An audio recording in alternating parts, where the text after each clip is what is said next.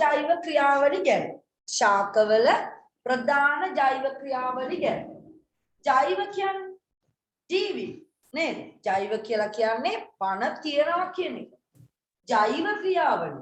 එතකොට ශාකවල විතරක් නෙමෙයි අපි බැලුවොත් හැම ජීවියෙක්ගේ ශරීරයක් තුලම විවිධාකාරී ජෛව ක්‍රියාවලි අපි දරු ගෙනියන්න එන්න කිව්වයි අයියෝ දරුවෝ පෙත්ත බිව් එක ගැන කරන බන්දි මෙයා ගන්න බලබල කෑ ගහන එක්කෙනා මම අයින් කරනවා ගෙදර කට්ටියත් එක්ක කතා කරන එක්කෙනා මයික් ඔෆ් කරනවද අනේ මිස් ඒක හොඳයි මිස් ඔෆ් කරන්න. ඔව් නේද? පස්සේ අරින්න පුතේ.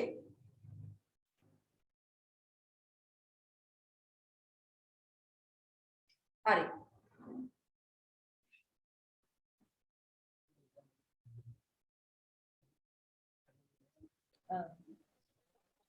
හරි. ශාකවල ප්‍රධාන ජෛව ක්‍රියාවලි කියන කොටස තමයි අපි කතා කරන්න යන්නේ.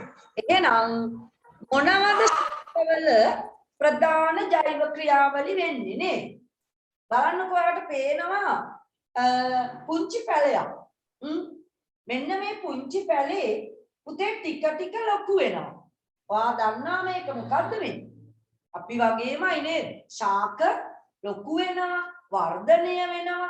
අන්න ශාක ලොකු වෙනවා, වර්ධනය වෙනවා. ඔන්න ඔය වගේ. තා මොනවද? ඔන්න පේනවා පුතේ ෆෘට්ස් හැදිලා නේද? පළතුරු, පළ නේ අපි මේවට කියන්නේ මොනවා කියලාද? පළ කියලා. පළ. අන්න එහෙනම් මේවා හදනවා ශාකයක් වුණාම එයා වර්ධනය වෙලා එක්තරා කාලයකදී ආ දන්නවා එයා නිෂ්පාදනය කරන විවිධ ආහාර. එයාගේ අඹ ශාකයක් නම් අඹ හදනවා. රඹුටන් ශාකයක් නම් රඹුටන් හදනවා. නේද? ඇපල් ගහක් නම් ඇපල් හදනවා. එහෙනම් කොස් ගහක් නම් කොස් ගෙඩි හදනවා. ඔන්නමයි පුතේ එයාගේ ඵලදාව තමයි මේ. එහෙනම් මෙයා ජීවිත කාලය තුල ශාකයක් ජීවත් වන කාලය තුල එයා සිද්ධ කරන වැඩ දෙකක් මේ තියෙන්නේ. එයා ලොකු වෙනවා. ඒත් එක්කම එයාමයි පුතේ ඵල හදනවා. තව බලමු මොනවද වෙන්නේ කියලා. ඔන්න බලන්න. මේ තමයි එයාගේ ජීවන චක්‍රය. ජීවන චක්‍රය නේ ශාකයක් පළ හදනවා.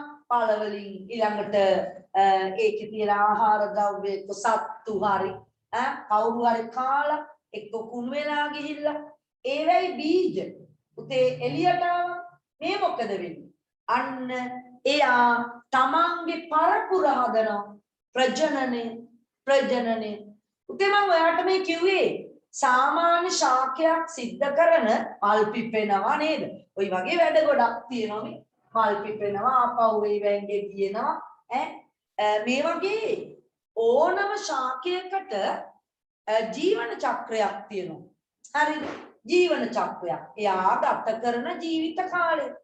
එහෙනම් මෙන්න මේ ජීවිත කාලය තුල විවිධාකාරයේමයි පුතේ විවිධ වැඩ මේ ශාක දේහයක් තුල සිද්ධ වෙනවා. හරිද? අපි බලමු මොනවද මේ තවදුරටත් මේ ජීව ක්‍රියා කියලා කියන්නේ. ජීවී දේහයක් තුල සිද්ධ වෙන ඕනම ක්‍රියාවක්. තේරුණාද? ජීවී දේහයක් තුල සිද්ධ වෙන ඕනම ක්‍රියාවකට කියනවා පුතේ ජීව ක්‍රියාවක් කියලා. එහෙනම් ශාකවල විතරක් නෙමෙයි නේද? ඕනම ජීවියෙක් කියන්නේ සත්තු, ශුද්ධ ජීවී.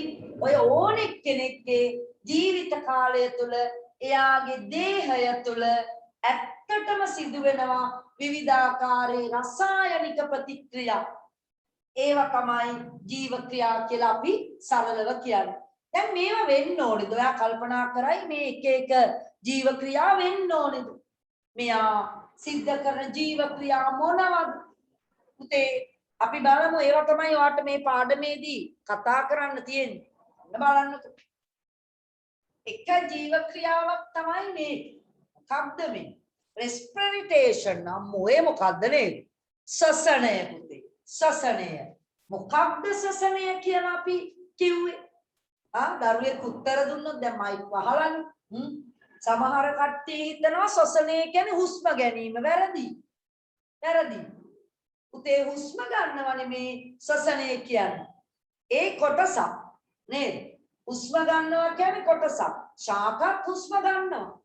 ඒ කියන්නේ වායු ගෝලයේ තියෙන ඔක්සිජන් වායුව ගන්නවා. ඒක නෙමෙයි ශ්වසනය. ඒ ඔක්සිජන් ඇතුළට අරගෙන මේ ගහේ තියෙන පත්‍රයක මුලක කඳේ මල්වල පළවල මේව හැදිලා තියෙන පුංචිම ඒකකය තමයි මයි පුතේ සෛලය නේද? ඔන්න ඔය පත්‍රයක සෛලයක වෙන්න පුළුවන්. ඔයා හොඳට අහගෙන ඉන්න. මුලේ සෛලයක් වෙන්න පුළුවන්. මුලක් ගත්තම සෛල ගොඩයි. මුලක් කියන්නේ අවයවයක්. අතේ පන්ති ඉගෙන ගත්ත නේද පුතේ? ජීවීන්ගේ සංවිධාන මට්ටම්. සෛල, පාඨක, අවයව, පද්ධති, ජීවියක්. ශාකය කියන්නේ ජීවියක්. එහෙනම් මෙයා හැදිලා තියෙන මේ පත්‍ර කියන්නේ අවයව. කඳ කියන්නේ පුතේ අවයව. නේද? මේ ඔක්කොම තියෙන්නේ උඩ තියෙන පරෝහ පද්ධතිය. පල්ලෙහා පොළව ඇතුලේ තියෙනවා මූල පද්ධතිය. නේද? එතකොට ඔය හැම අවයවයක්ම ඇදිලා තියෙන ඉතාම පුංචි සෛලවල. මේ හැම සෛලයක්ම පුතේ ජීවී නම් මේ හැම සෛලයක්ම සජීවී නම් ජීවී නම් ඒ වතුල ශක්තිය හදන්න ඕන. මොකටද? එක එක වැඩ කරන්න මේක වර්ධනය වෙන්න. අන්නමයි පුතේ දැන් චුට්ටක් ඔයාලට මතක් වෙන්නේ නැති සෛල තුල මෙයාගේ ඇඟේ ආහාර මෙයා නම් ආහාර නිපදවනවා නේද? අපිට බෑ. ඒ නිපදවන ආහාර එයා එළියෙන් ගන්න ඔක්සිජන් අපි වගේමයි. ශාකත් එළියෙන් ඔක්සිජන් ගන්නවා. එහෙනම් ඔය ගන්න ඔක්සිජන් එක එකතු වෙලාමයි පුතේ ඔන්න රසායනික ප්‍රතික්‍රියාවක් කරනවා. මොනවද හදන්නේ? ශක්තිය. ශක්තිය. ඔය වැඩේට තමයි අපි කියන්නේ ශ්වසනය කියලා. අන්න පුතේ ශාකයක් තුල වගේම ඔයාගේ ඇඟ තුල සෑම සතෙක්ගේ සෑම ජීවියෙක්ගේ ශරීරය තුල ආහාර ඔක්සිජන් එක්ක එකතු වෙලා ශක්තිය හදන ක්‍රියාවලිය වෙනවා. මේක ප්‍රධාන ජීව ක්‍රියාවක්. එහෙනම් මේක වෙන්න ඕනේද නැද්ද මයි පුතේ මේ ජීවීන් ජීවත් වෙන්න? ඉන්න ඕනේ. මේ සිද්ධ වෙන්න ඕනේ නේද? අපි ඉන්න නම් අපි පැවතෙන්න නම් ශාක තියෙන්න නම් පරිසරය තුල ඔයා ජීවත් වෙන්න නම් ශ්වසනය වෙන්න ඕනේ. මොකද ශ්වසනය? ශක්තිය නිපදවීම නේද? ශක්තිය නිපදවීම. එහෙනම් ඔක්සිජන් ගෙනියන්න ඕනේ, ආහාර ගෙනියන්න ඕනේ, ආහාර එක්ක නිපදවන්න ඕනේ. පුතේ මෙන්න මෙයා කරන වැඩ එහෙනම් තව බලමු. මෙන්න බලන්න. ඔන්න ඔය ශ්වසන ක්‍රියාවලිය. වෙන දෙවනි වැඩේ. ශාකයක් නම්මයි පුතේ සත්තුන්ට නම් මේ වැඩේ බෑ නේද? පොඩි පන්ති වල ඉඳන් දන්නවා. මොකද්ද? මේක නම් කරන්න පුළුවන් ශාකවලට විතරයි. ෆොටෝසින්තසිස් ඒ කියන්නේ ප්‍රභා සංශ්ලේෂණය. අපිට බෑනේ නේද? මොකද්ද මේ ප්‍රභා කියන්නේ? ආලෝකය. ප්‍රභා කරන්නේ නේද? යා මරුණා. යුද්ධෙදි මරුණා කියනවනේ නේද? ඔව් මැරිලා තමයි. ප්‍රභා කියන්නේ පුතේ එළිය, ආලෝකය. සංශ්ලේෂණයක් කියන්නේ පැටව ගොඩනගනවා. එහෙනම් පුතේ මේකේ සත්‍ය තේරුම ආලෝකයේ තියෙනකොට මොනවා හරි ගොඩනගනවා. මොනවද ගොඩනගන්නේ? කෑම. අපේ ඇඟේම අපි නිකන් එළියට බහැලා අවුවට වෙලා ඉන්නකොට සූර්යාලෝකය වදිනකොට බඩ පිරෙනවද? අපොයි නෑ නේද? එහෙම වුණා නම් නියමයි නේද? එහෙනම් සල්ලි යන්නෙත් නෑ කෑම ගේන්න. අම්මා තාත්තා කඩේ යන්න ඕනෙත් නෑ. නිකන් එළියට ගිය ගමන් ඔන්න බඩ පිරෙනවා. අයි ඇඟ ඇතුලට අග්ගා කෑම ඔට්ටෝ හැදෙනවා. වෙන්නේ නෑනේ පුතේ. නේ සත්තුන්ගේ ඇඟේම වෙන්නේ. හැබැයි ළමයි හැම ශාකයකම මයි පුතේ මේ වැඩේ වෙනවා. හැම ශාකයකම. හරි මං කිව්වද ශාක ටිකක කියලා නේ. සියලුම මේ ලෝකයේ තුල තියෙන මේ පෘථුවිය මත තියෙන සියලුම ශාකවල ප්‍රභා සංශ්ලේෂණය වෙනවා. මොකක්ද මේ ආහාර නිපදවීමේ ක්‍රියාවලිය? මේකත් ජීව ක්‍රියාවක්. ඔන්න පුතේ මං ජීව ක්‍රියාවලි දෙකක් ඔයාට කිව්වා. ශාකවල සිද්ධ වෙනවා ශ්වසනය, ශාකවල සිද්ධ වෙනවා ප්‍රභා සංශ්ලේෂණය, ශාකයක් වර්ධනය වෙනවා, ශාකයක් ප්‍රජනනය කරනවා නේද? මේවා ජීව ක්‍රියාවලි තමයි ශාකවල වෙන. තව බලමු අපි. ඔන්න බලන්න. මේ ක්‍රියාවලිය මේ නම අහලා තියෙනවා. මේ නම තමයි මයි පුතේ මම ඔයාලට මෙහෙම දෙයක් කිව්වොත් ශාකයක ගොඩක් කොළ තියෙන ගෙදර තියෙනවා නම් තියෙනවා නේද? ගස් තියෙනවනේ ගෙදර. ඒකට ගන්න පොලිතින් බෑග් එකක් ඔයා. පොලිතින් බෑග් එකක් අරගෙන කොළ තියෙන අත්තක්. වටෝන කොළ කඩපු අත්තකුත් බඳින්න. බෑග් දෙකක් අරගෙන එක අත්තක් බඳින්න කොළ තියෙන අත්ත. කොළ ටික දාන්න shopping කවරේ ඇතුළට. කොළ ටික හලලා නිකන් නටුව විතරක් තියෙන අත්තකුත් ඔයාට ඕනේ නම් බඳින්න චෙක් කරන්න. ටික වෙලාවක් යනකොට කොළ ගොඩාක් තියෙන අත්තේ බැඳපු shopping bag එකේ ඇතුලේ වතුර තියෙන්න පුළුවන්. ඔයාට වතුරද කියලා බලා ගන්න ඕන නම් නිර්ජල කොපර් සල්ෆේට් ටිකක් දැම්මනම් සුදු පාට නිල් පාට වෙනවා. නේ? හැබැයි ඔයා දැන් කොළ නැති අත්තකුත් දැන්නනේ. ඒකෙත් යන්තම් නිකන් බෑග් එක ඇතුලේ නිකන් තියනවා දාඩිය දාලා වගේ. අඩුයි. එහෙනම් එතනින් ඔයා තව නිගමනයකට එනවා කොළ වලින් තමයි වතුර පිට වෙලා තියෙන්නේ ඇත්ත ඒක. මයි පුතේ ජලය වාෂ්පාකාරයෙන් තමයි පිට වෙන්නේ. දැන් නිකන් ඔයා එළිය බැලුවට මේ වාෂ්පාකාරයෙන් ජලය පිට වෙනවා ඔයාට පේන්නේ නේද? එහෙම පේන්නේ නැහැ. වතුර විදිනෝ පේනවද ගස් වලින්? එහෙම පේන්නේ. අපි ඒකට තමයි පුතේ අර කවරයක් බැන්නේ. ධනීභවනයක් වුණාට පස්සේ වාෂ්පය අන්න ද්‍රව වෙලා. ඒක තමයි උනේ. එහෙනම් මේකත් ශාක තුල සිද්ධ වෙන ජෛව ක්‍රියාවලියක්. උත්සේදනය. ඔන්න දැන් වැඩ ගොඩක් දන්නවා ඔයා ශාකයක් තුල සිද්ධ වෙන. තව වැඩක් තමයි මෙන්න බලන්න. තවත් වැඩක්. මේ තියෙන්නේ ගහ.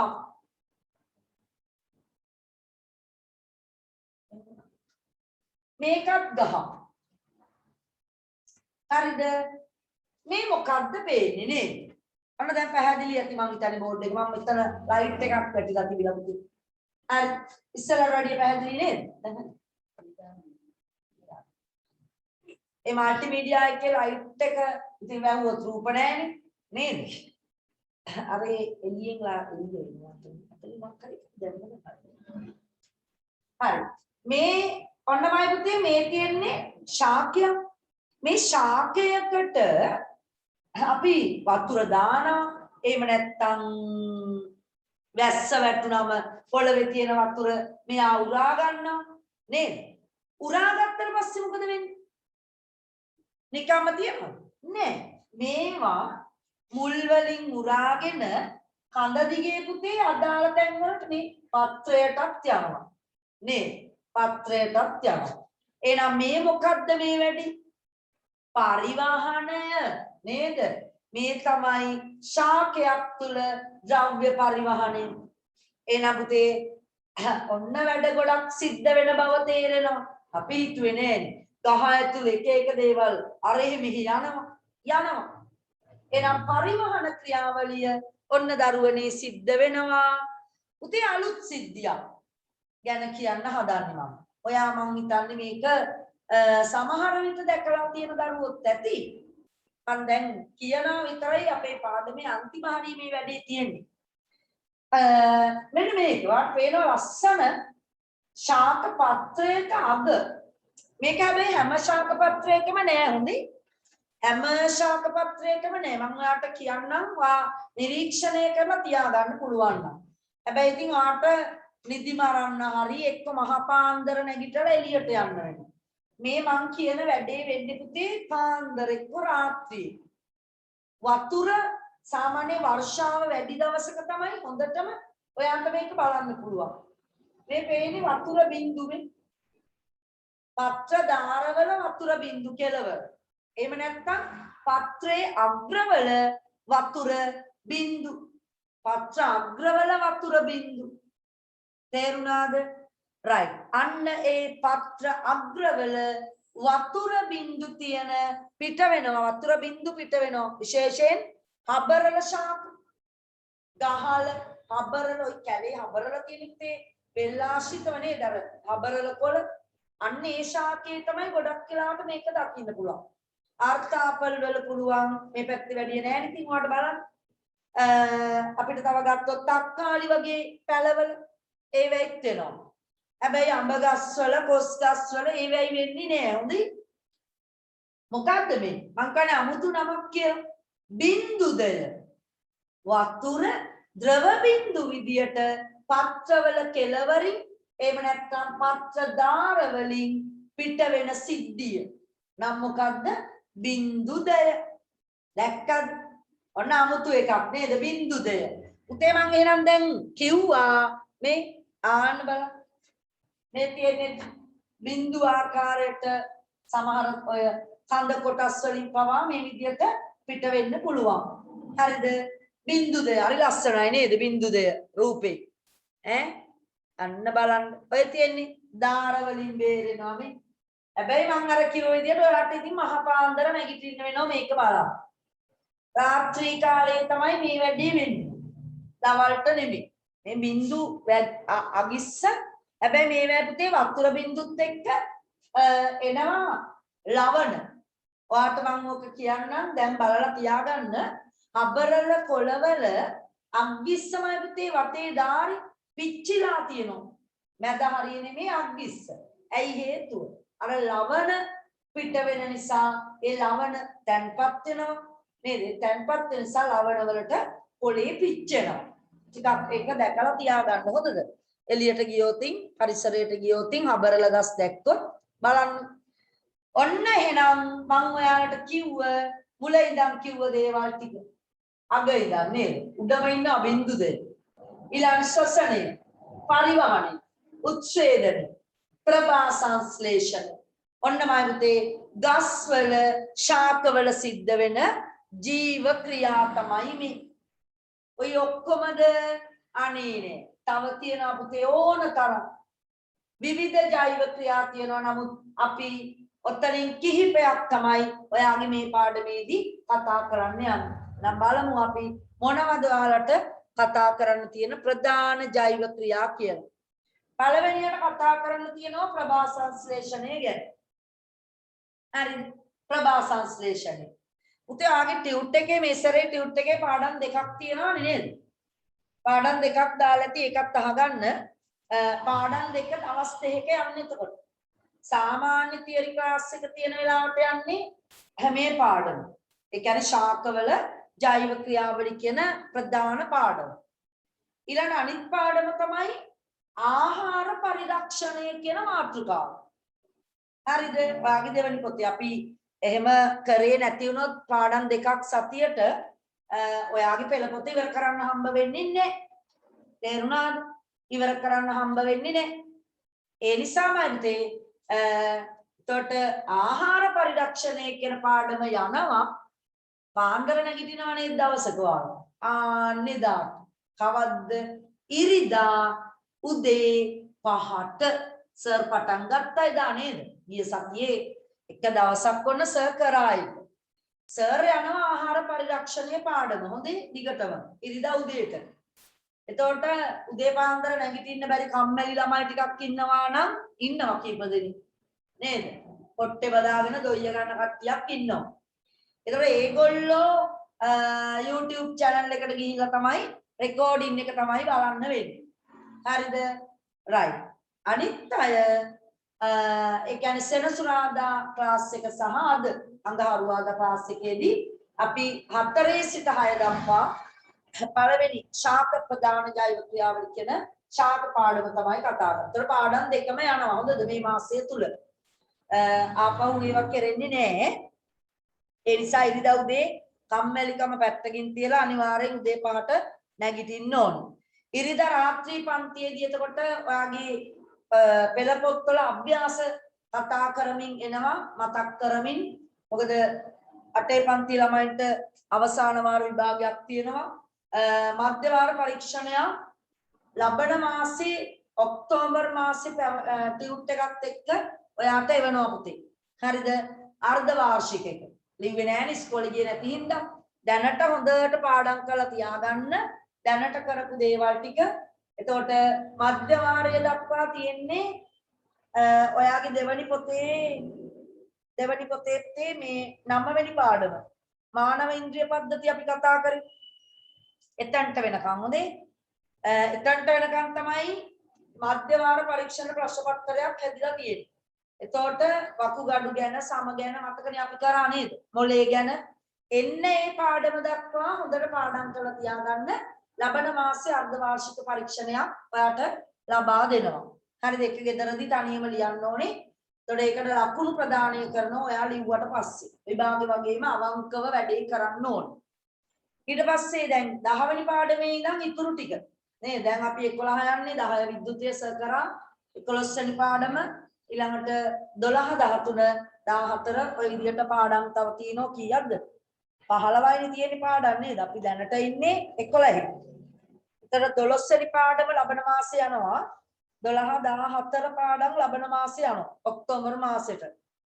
එතකොට නොවැම්බර් මාසෙත් පොඩි පාඩමක් ඒක නිකන් කරත් එකයි නේද දාන්න එකක් ස්වභාවික ආපදා කියන මාතෘකාව. ඒතර ලබන මාසෙ වෙනකොට ආගේ සම්පූර්ණ විද්‍යාව අවසන් වීමක් සිද්ධ වෙනවා. එතකොට නොවැම්බර් මාසයේ ස්වභාවික ආපදාත් කරලා අවසාන වාර පරීක්ෂණේ තියලා ඔයාලව 9 වසරට විද්‍යාවෙන් නම් අපි ඔන්න ඉහළට දාන්නවා. අනිත් විෂයන් ඉතින් ඔයා කරගන්න ඕනේ නේද? කරගන්නවනේ නේ ඒ නිසා සමහර විට ඉස්කෝලේ පටන් ගන්න එක අපිට හරියටම ෂුවර් නෑ. නමුත් ඔයා ඉගෙන ගන්න ඕනේ පුතේ කෙසේ හෝ. හරිද?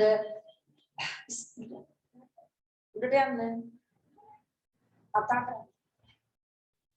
හරි නේද? එහෙනම් ඔන්න පළවෙනි පිටුව පෙරලා ගන්න පුතේ. අපි දෙවැනියට කතා කරනවා පරිවහනය සම්බන්ධයෙන් ජීව ක්‍රියාවක් සම්බන්ධව. තුන්වෙනියට කතා කරනවා උච්ඡේදනය ගැන. හතරවෙනියට කතා කරනවා බින්දුදය ගැන. බින්දුදය. ඔන්න ඔය හතර තමයි ජෛව ක්‍රියාවලි ශාකවල අපිට කතා කරන්න තියෙන්නේ. එහෙනම් අද දවසේ ඔයගොල්ලන්ට කතා කරන්නේ ප්‍රභා සංශ්ලේෂණය කියන මාතෘකාව. right. අපි පළවෙනි පිටුව පෙරලා ගමු තේනා. ටියුට් එකේ ශාකවල ප්‍රධාන ජෛව ක්‍රියාවලි ප්‍රශ්නයක් දාලා තියෙනව නේද? ඔව් පළවෙනි ප්‍රශ්න දෙකට උත්තර ලියමු. ජෛව ක්‍රියාවලි anu මොනවාද? අපි ශාක හෝ නැත්නම් ඕනම ජීවියෙක් ගත්තොත් නේද? ජෛව ක්‍රියාවලි කියන්නේ එයාගේ පැවැත්මට එයාගේ ඇඟේ සිද්ධ වෙන රසායනික ප්‍රතික්‍රියා. හරිද? right. අපි ලියමු එනම් ලියන්න ජීවීන්ගේ පැවැත්මට අපි ඔතන ශාක කියලාම ලියමුද? නෑ කමන්නේ. නේද? පොදුවෙන් යන්නේ ජෛව ක්‍රියාවලි. ජීවීන්ගේ පැවැත්මට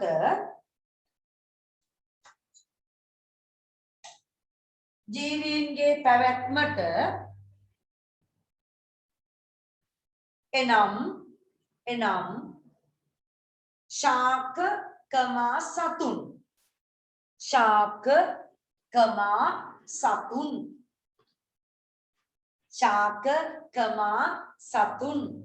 තුල ශාක කමා සතුන් ඒගොල්ලෝ තමයි ජීවීන් තුල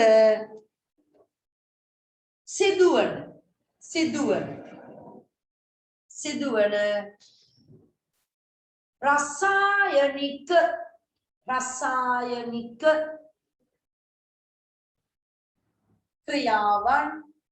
රසායනික ක්‍රියාවන් පැනමාරු කරමු. ආයි කියනවා ජීවීන්ගේ පැවැත්මට එනම් ශාක සතුන් තුල හරිද? ශාක සතුන් තුල සිදුවන රසායනික ක්‍රියාවන් තේලියන්න වෙන පාටකින් ජෛව ක්‍රියාවලි ලෙස ක්‍රියාවලි ලෙස හඳුන්වයි. ජෛව ක්‍රියාවලි ලෙස හඳුන්වයි. ජෛව ක්‍රියාවලි ලෙස හඳුන්වයි. right අපිට ඉගෙන ගන්න තියෙන ප්‍රධාන ජෛව ක්‍රියාවලි 4 විතරක් ඔයා උතන පල්ලෙහා ලියන්න. ශාක තුල සිදුවන ප්‍රධාන ජෛව ක්‍රියාවලි 4ක් නම් කරන්න කියනවා. අපි මේ පාඩම පුරා අධ්‍යයනය කරන්නේ ඔය 4 දෙනා ගැන විතරයි. එහෙනම් ලියන්න පළවෙනි එක ලියමු අපි ප්‍රභා සංශ්ලේෂණය. ඉක්මනට ලියන්න. ප්‍රභා සංශ්ලේෂණය 1 ප්‍රභා සංශ්ලේෂණය 2 පරිවහනය ශාක තුල එක එක ද්‍රව්‍ය පරිවහනය වෙනවා. ආහාර ජලය खनिज लवण නේද? මෙන්න මේවා ගැන පරිවහනය සිද්ධ වෙන විදිය. 3 උත්ස්වේදනය හරියට ලියන්න. බෝඩ් එක බලන් ලියන්න හරියට. උත්ස්වේදනය මේක උත්ස්වේදනය 4 බින්දුදය. අනේ වචනේ හුරු නෑ නේද? ඔව් ඒක අලුත් වචනයක්. එතකොට ඔයාට අනිත් ඒවා නම් සාමාන්‍යයෙන් ඇහිලා තියෙනවානේ. ප්‍රභා සංශ්ලේෂණය, පරිවහනය, උත්ස්වේදනයත් ඔයා දන්නවා ටිකක් නේ. ඔය ශුෂ්ක රූපී ශාකවල උත්ස්වේදනය වළක්වන්න එක එක උඩර වැටි දාගෙන ඉන්නේ නේ. කොළ හැලිලා කඳ තමයි කොළ පාට වෙලා ඉන්නේ. පතොක් ශාකවල ඇයි ඒ උත්ස්වේදනය අවම කරන්න.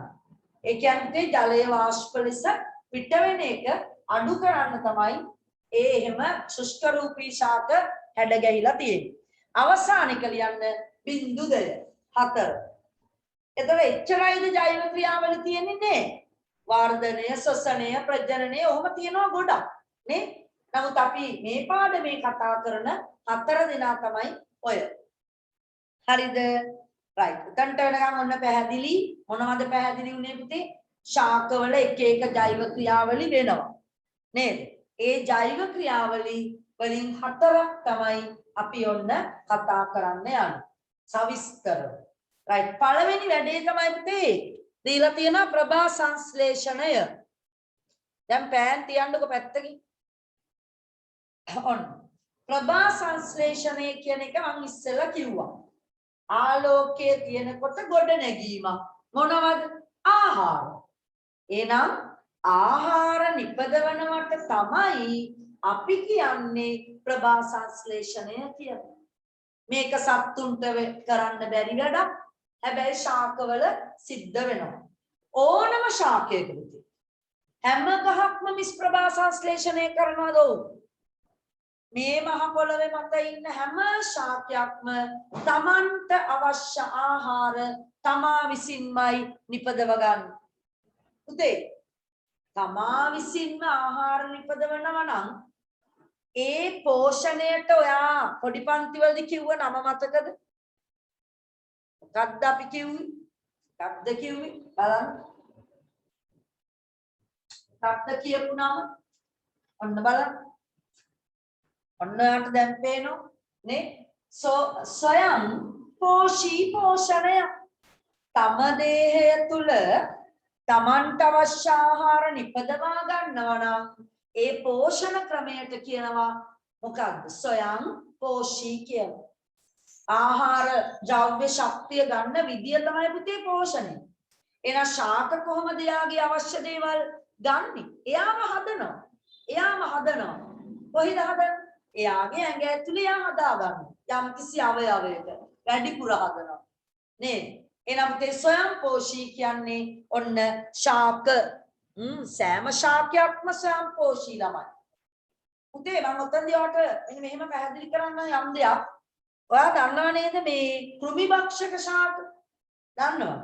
කඳු රැස්ස, නිල් මොන රැස්ස, බාඳුරා. ඒවා ඔයා පොඩි පන්ති වල අහලා තියෙනවා කෘමි භක්ෂක ශාක. නේද? කෘමීන් ජීර්ණය කළා තමයි යැපෙන්නේ. නෑ පුතේ. යැපෙනවා තමයි එහෙම. නමුත් ඒ වාට මාත්‍රිකේ කියන මම ඔක කියලා දෙන්නේ නැති. නයිට්‍රජන් කියන මූලද්‍රව්‍ය තමයි ලබා ගන්නේ කෘමීන් ජීර්ණය කරනවා. ඔක හොඳට මතක තියෙන්න ඕන. එතකොට අනිකුත් ආහාර දැන් නයිට්‍රජන් විතරක් තිබිලා මදි ගස්වලට. තව ඕනේ පෝෂ්‍ය පදාර්ථ. ඒවා එයා හදා ගන්නවා. උතේ බාඳුරා ශාකය කෘමීන් අල්ලගෙන ජීර්ණය කරලා ඒවෙන් ගන්න ආහාර වලින් නෙමෙයි යැපෙන්නේ. තේරුණාද? එයා එක සාධකයක් විතරයි කෘමීන්ගෙන් ගන්නෙ. හොඳට මතක තියාගන්න.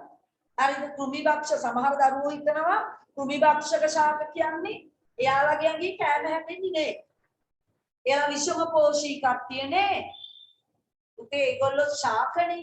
ඒගොල්ලොත් ආහාර නිපදවනවා. නමුත් අනිත් ශාකවල කෙරෙන්නේ නැති වැඩක් එයාලා තුල වෙනවා. නයිට්‍රජන් අවශ්‍යතාවය ගන්නේ කෘමීන් ජීර්ණය කරලා තමයි. ඒ නිසා අපි කියනවා ඒගොල්ලන්ට කෘමි භක්ෂක නැත්නම් මාංශ භක්ෂක ශාක කියලා. පැහැදිලිද? නමුත් ශාක සියල්ල මතක තියාගන්න ස්වයංපෝෂී. උතේ ජීවීන්ගේ පෝෂණය යටතේ ওই පෝෂණය මොකක්ද බලන්න. මේ පෝෂණයට කිව්වේ මොකක්ද? ඔන්න බලන්න අල්ලන් කනවා නේද? ඔයාලට පේනවා සීඩ් බ්‍රෙක් පිටේ නැගගෙන නේද? ඒකව හානි කරනවා ඒකට. එහෙනම් අනුන් මත යැපෙනව නම් පුතේ අනිවාර්යෙන් නේද? තමන්ගේ බඩකට පුරව ගන්න මස් නම් කන්නේ ශාක නම් ආහාරයට ගන්නේ. එයාලගේ පෝෂණය අපි කියනවා. ඒ කියන්නේ ඒගොල්ලන්ට කෑම හදා ගන්න බෑ නේ? ඔයා තර්ක කරන්නකෝ ඇයි මොකද මේ අනුන්ගේ ආහාර කන්නේ? ගස් එහෙම කන්නේ නේ? ශාක එහෙම කන්නේ නේ?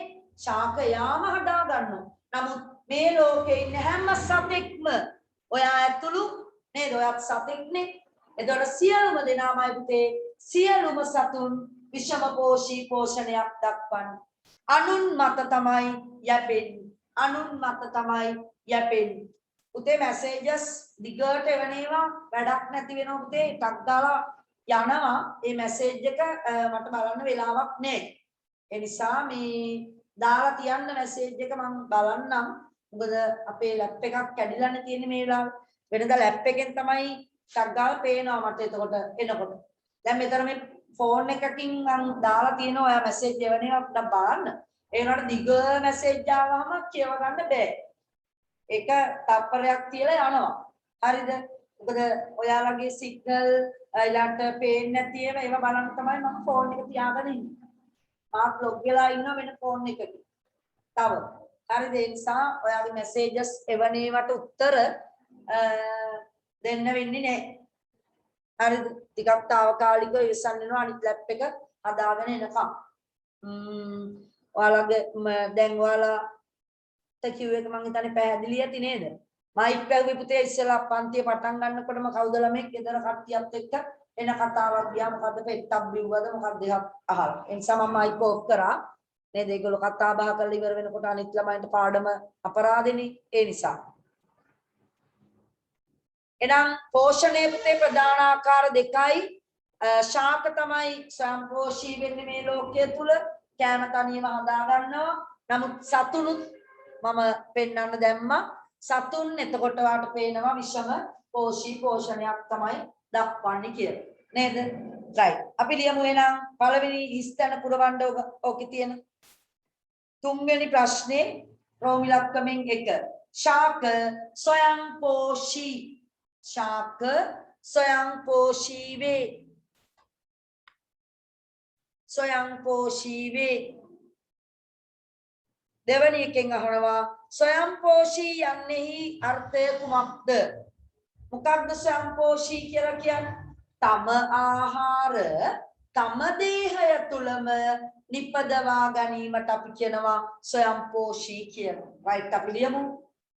තම දේහය තුලම තම දේහය තුලම තම දේහය තුලම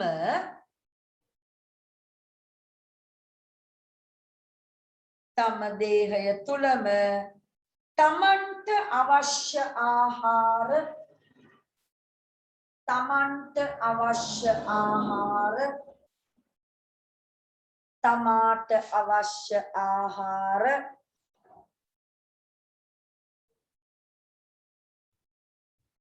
තමාට අවශ්‍ය ආහාර නිපදවා ගැනීම නිපදවා ගැනීම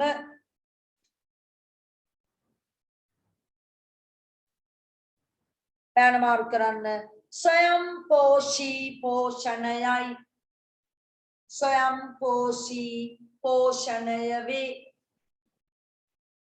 ස්වයංපෝෂී පෝෂණයයි එතන දාන්න පුතේ උදාහරණ කියලා වෙන පාඩකින් සියලුම ශාක ස්වයංපෝෂී උදාහරණයක් ස්වයංපෝෂී සියලුම ශාක right දැන් ඔයා හිතන්න ඊළඟ ප්‍රශ්නෙට උත්තරේ දෙන්න බලන්න මෙන්න ශාකයක් තියෙනවා ආට පේනවද කවුද මේ ලේන් අප්පු එක්ක ඉන්නේ නේද මෙයා මොකද කරන්නේ පුතේ හොරාගෙඩියා වගේ ඉඳගෙන මේ ගහේ තියෙන නේද මේ ගහ නිපදවලා තියෙන ආහාර හොරෙන් ඇවිල්ලා දෙසා බානවා අන්න නේ හොරෙන් ඇවිල්ලා දෙසා බානවා මෙයා නේද පුතේ ඒ කියන්නේ ශාක නිපදවන ආහාර මත සත්තු යැපෙනවා ඇයි යැපෙන්නේ මෙයාට ගෑම තනියෙන් ඇඟේ හදාගන්න බෑනේ නේද ඒ නිසා එහෙනම් ඔන්න ඔයාට පුළුවන් වෙන්න ඕනේ කියන්න ශාක ස්වයංපෝෂී වීමේ වාසිය ඇත්තටම ශාක තනියෙන් කෑම හදන එක වාසියක්ද නැද්ද ඔයාම හිතන්න වාසිය ඇයි අපට නේද අපි කියන සියලුම සත්තු යැපෙන්නේ ශාක මත ඇයි සත්තුමයි පුතේ කාටවත්ම ආහාර හදාගන්න මේ ලෝකෙ බෑ එහෙනම් නිකන් හිතන්න ඕනේද ගස් ටික ඔක්කොම මැරිලා ගිය දවසක සත්තුත් මිය යනවා ඇයි ඉතින් සත්තු ආහාරයට ගන්න ශාකනේ ශාකයක් තමයි යැපෙන්නේ ආහාර දාමයක් මතක් කරන්න නිෂ්පාදකයා වෙන්නේ ශාක ඊට පස්සේ තමයි ශාක භක්ෂකයා ඊට පස්සේ තමයි මාංශ භක්ෂකයා එහෙනම් ශාක භක්ෂකයෝ මේ ලෝකෙ තුල පවතින්න නම් ශාක තියෙන්න ඕනේ එහෙනම් තුන්වෙනි පුරුක නැති වෙනවා මාංශ භක්ෂකයන්ට එතකොට ශාක භක්ෂකයෝනේ කන්න වෙන්නේ එතකොට ශාක භක්ෂකයෝනේ ඇයි දස් නැති හින්දා එහෙනම් මයින්තේ මොකද්ද තියෙන වාසිය මේ ශාක ස්වයංපෝෂී වීමේ වාසිය මේ පෘථුවිය මත ඉන්න සියලුම සතුන් යැපීම සිද්ධ වෙන්නේ ශාක මත ඒලා ස්වයංපෝෂී වීම එනම් ඔයාට තේරෙන්න ඕනේ ලොකු වාසියක් වෙනවා සතුන් කියන කණ්ඩායමට ජීවත් වෙන්න එහෙනම් සත්තු ජීවත් වෙන්නමයි පුතේ නේද ශාක නිසා එහෙනම් මේ ලෝකෙ තුල ඉන්න සියලුම සත්තු ඍජුව හරි වක්‍රාකාරයෙන් හරි අනිවාර්යෙන්ම ශාක මත යැපෙනවා බලන්න ඔයා හිතලා ශාක ආහාරයට ගන්නවා පුතේ මුවා අපි හිතමු තනකොළ කනවා එතන මුවාව අල්ලගෙන කනවා සිංහයා තනකොළ කෑවේ නැති වුණාට මොකද වෙන්නේ මුවාව කෑවනේ මුවාගේ ඇඟේ තියනවා නේද ශාක ද්‍රව්‍ය ඒ කියන්නේ කෙලින්ම තනකොළ කෑවේ නැති වුණාට තනකොළ හරහා ජීවිතය දාගන්න මේ මුවාගේ ඇඟ තුල ශාක ද්‍රව්‍ය තියෙනවා පුතේ වක්‍රව යැපෙනවා ඒ කියන්නේ සියලුම සත්තුමයි පුතේ අනිවාර්යෙන්ම ශාක මත යැපෙනවා කියන එක තමයි ලොකුම වාසියක් වෙලා තියෙන්නේ අපි ලියමු එනම් ශාක ස්වයංපෝෂී වීමේ වාසිය කුමක්ද අහනවා තුන්වෙනි ප්‍රශ්නෙන් ලියන්න සතුන්ට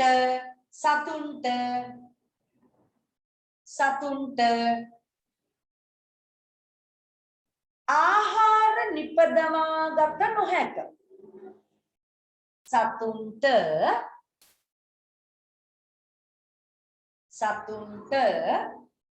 ආහාර නිපදවා ගත නොහැක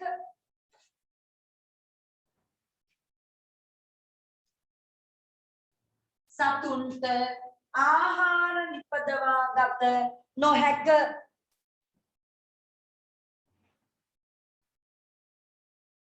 එබැවින් ලස්සනට ලියමු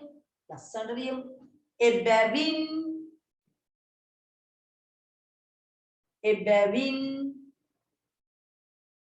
ශාක නිපදවන ශාක නිපදවන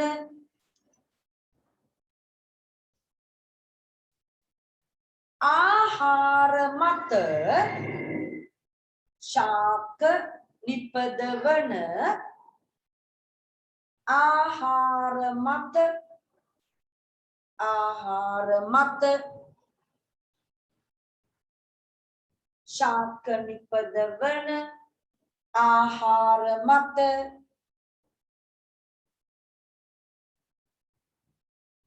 සියලුම සතුන් ශාක නිපදවන ආහාර මත සියලුම සතුන්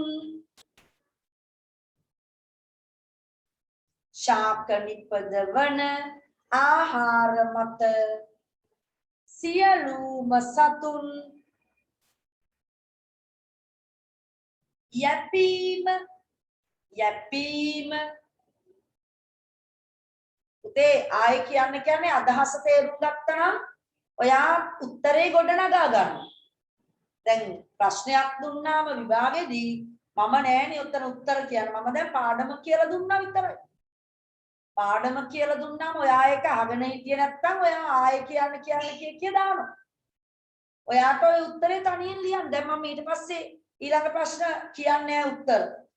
තනියෙන් ලියා ගන්න වෙනවා. නේ? දැන් මම ඔයාට පැහැදිලිව කිව්වා ඇයි ශාක ස්වයංපෝෂී වීමේ වාසියක් තියනවද? ඔව් වාසියක් තියෙනවා. හේතුව මොකද්ද? හිතන්න. නිකන් ඔහොම ලැප් එක ගාව ෆෝන් එක ගාව නිකන් ඔහේ ඉන්න එපා. කියන එක අහගෙන ඉන්න ඔළුවට ගන්න. නේද? නිකන් ඔහේ නිකන් ලියාගෙන යන්න එපා. කටින් පිට වෙනකොටම වචනයක් ලියනවා.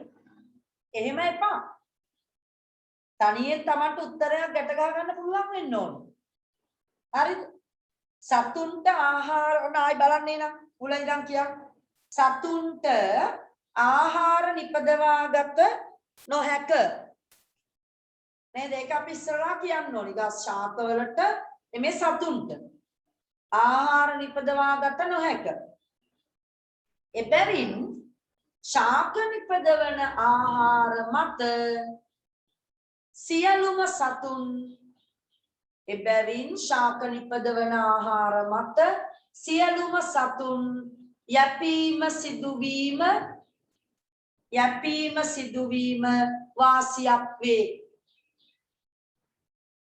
කියන්නේ සියලුම දැන් මම ඔය කිව්ව විදියම වෙන්න ඕනේ නැහැ උත්තරේ.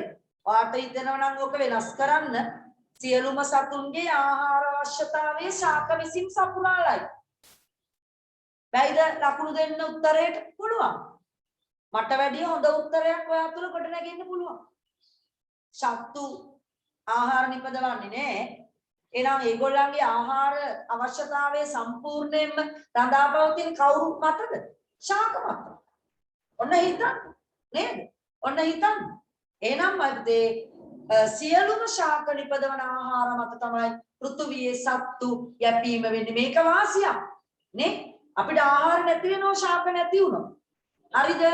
right. ඊළඟට right. අපි යනවා ඊළඟ මේ බලන්න. මේ ලේම් පැංචෙක් නේද? හතු ආහාරයට ගන්නවා.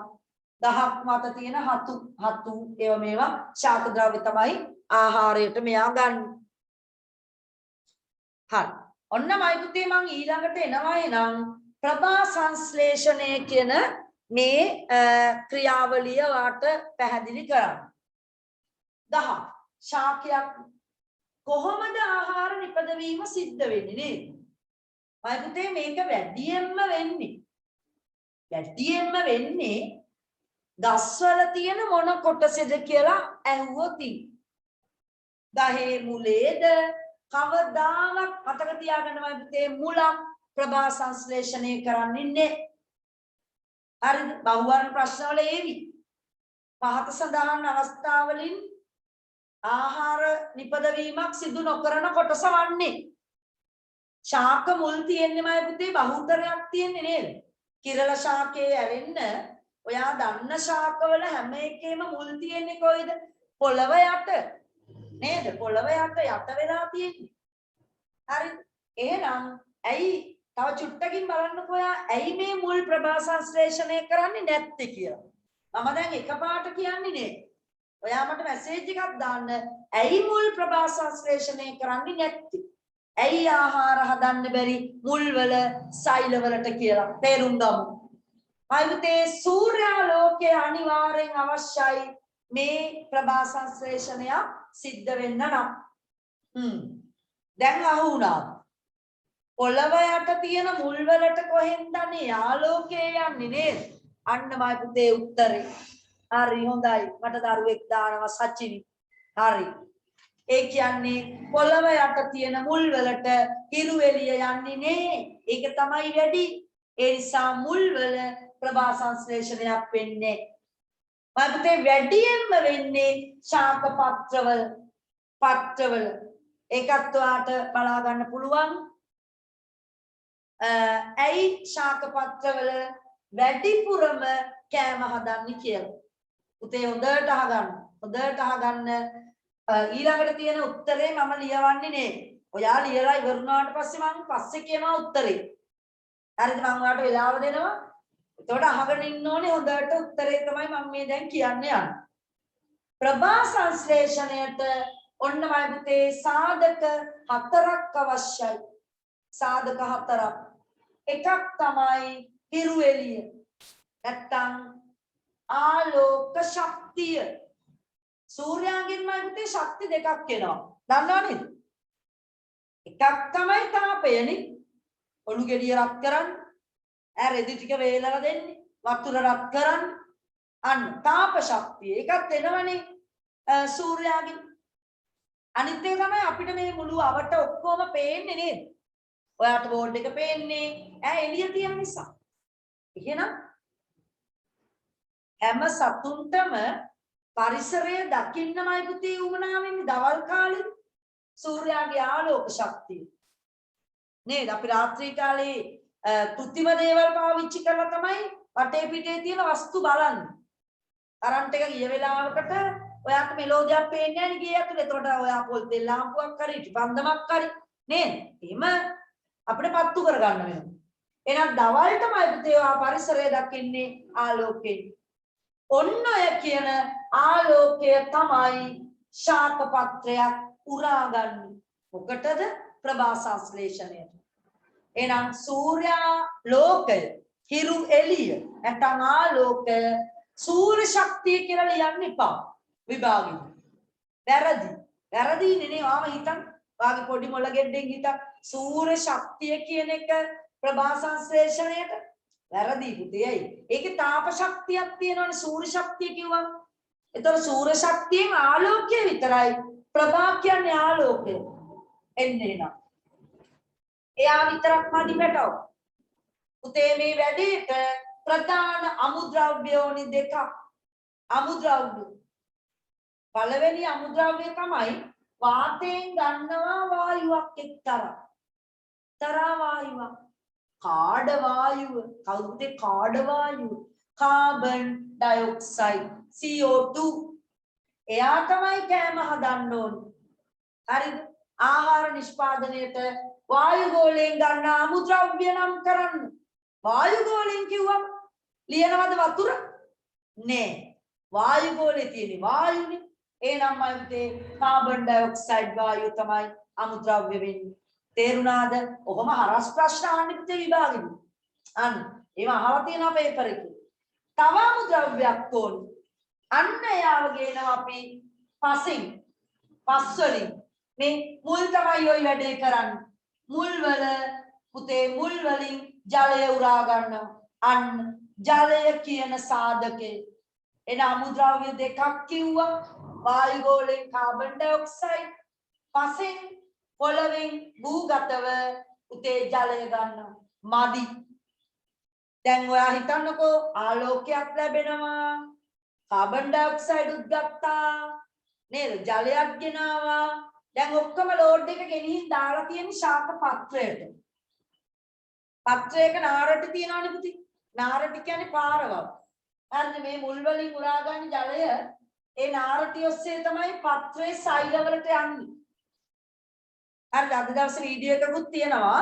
ඔයි ප්‍රභා සංශ්ලේෂණය හරි ලස්සනට මම ඒක මුලින් දාන්නේ නෑ මොකද මුලින් දැම්මට ඔයාලට තේරෙන්නේ නෑ මම ඒක විස්තර කරලා ඉවර වෙලා ඔයාලට වීඩියෝ එක දැම්මාම හරි ලස්සනට ඒ වීඩියෝ එක තුල ඔයාලට ප්‍රභා සංශ්ලේෂණ ක්‍රියාවලිය පැහැදිලි වෙයි හරිද රයිට් අපි ඉස්සලා කතා කරලා ඉවර වෙලා ඒකට යමු දැනට කිව්ව ටික තේරුණානේ පුතේ කාබන් ඩයොක්සයිඩ් ගත්තා පස්සෙන් වතුර ගත්තා හිරු එළිය තියෙනවා මේවා ගියේ ශාක පත්‍රයට මදි අපේ ඇඟේ නැති එක්කෙනා මෙයාලගේ ඇඟේ තියෙනවා අපිට ඇත්තටම මයි පුතේ ප්‍රභා සංශ්ලේෂණය කරන්න බැරි මෙන්න මේ දැන් කියන අභ්‍යන්තර සාධකයක් අවශ්‍ය වෙනවා වර්ණකයක් දැන් දන්නෝ කවුද මේ වර්ණකය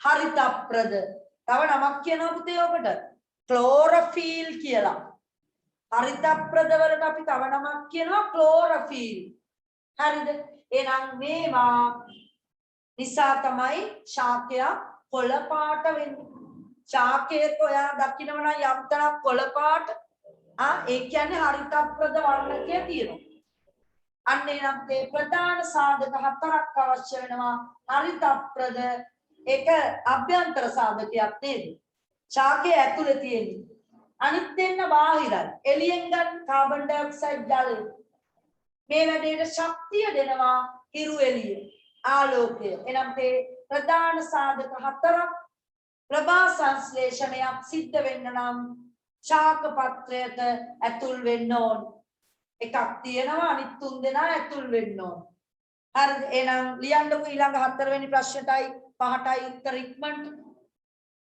හතරවෙනි එකේ අහනවා ඔයාගෙන් ශාක ආහාර නිපදවන ප්‍රධානතම අවයවය කුමක්ද කවුද කොළයක් පත්‍රයක් ලියන්න ශාක පත්‍රය උත්තරේ ශාක පත්‍ර හොඳයි හරි ශාක පත්‍ර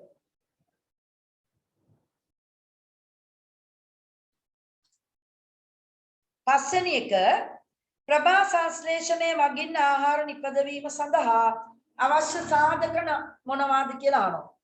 ප්‍රධාන සාධක කීයදමයි පුතේ? 4යි. අපි ලියමු පොඩි වාක්‍යයක්.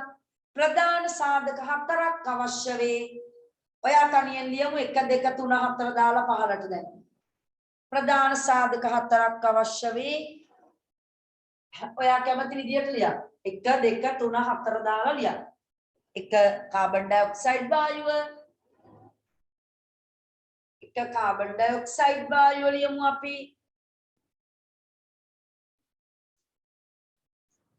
ජලය 2 නේද 2 ජලය ලියමු 3 ආලෝකය ලියන්න නැත්නම් හිරු එළිය 4 හරිතප්‍රද දැන් මතකයි නේද ඔය 4 ගැන අහනවා ඔය කොටසෙන් එන ප්‍රශ්නික ඔය දේවල් අහයි. දැන් පුළුවන්. කාබන් ඩයොක්සයිඩ් නේද? ජලය, ආලෝකය, හරිතප්‍රද. පුතේ හරිතප්‍රද වලට කියන තව නමක් ලියාගමු. ක්ලෝරොෆිල්. ක්ලෝරොෆිල්. හරිතප්‍රද වලට කියනවා අපි ක්ලෝරොෆිල් කියලා. අල් කයන්න ලො යන්න රයන්න අර යයන් අනිත් පැත්ත ගහලා ෆීල් ක්ලෝරොෆිල් හරිනේ නේද හරිතප්‍රද වලට කියන හරි දැන් ඔන්න මම ටිකයි පුතේ කිව්වේ දැන් ඔය ප්‍රභා සංශ්ලේෂණයට අවශ්‍ය සාධක විතරයි හරි ප්‍රභා සංශ්ලේෂණයට අවශ්‍ය සාධක විතරයි කිව්වේ ප්‍රභා සංශ්ලේෂණයට අවශ්‍ය සාධක 4 නේද? දැන් මම ඔයාලට කියලා දෙන්න යනවා ඇත්තටම මේ සාධක ගන්න එපයි ගහක් නේ කොහොමද මේවා ගන්න? ඇත්තටම කාබන් ඩයොක්සයිඩ් ශාක පත්‍රයක් තුලට කොහොමද යන්නේ? ජලය යන්නේ නම් ඔයා හිතනවා මුල් වලින් තමයි. ඒතර ආලෝකය ගිහිල්ලා කොහේද පවතින්නේ? මොන වතුරද? අන්න ඒවා ගැන පොඩි විස්තරයක් පුතේ වාට මම කියලා දෙන්න හදනවා. රයිට් බලාගමු අපි. මේ මොකක්ද නේද? බලන්නකො මම පුතේ හොඳට බලන් ඉන්න. හොඳට බලන් ඉන්න.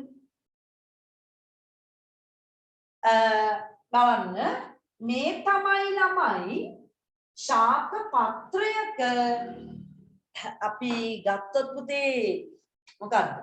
ඔය ශාක පත්‍රයක් කියන්නේ ඔයා හිතනවා බොහොම තුනීනේ. ඇත්තටම ඔයාලට උගන්වන්න මෙන්න මේ වගේ රූප තියෙනවා. ඒ කියන්නේ ශාක පත්‍රයක් ඇතුළ කොයි වගේද කියලා. ඔන්න බලන්න. ශාක පත්‍රයක් ඇතුළ මෙච්චර ඔයා බලයි දැන් මෙච්චර මහතද උසද කියලා නේ.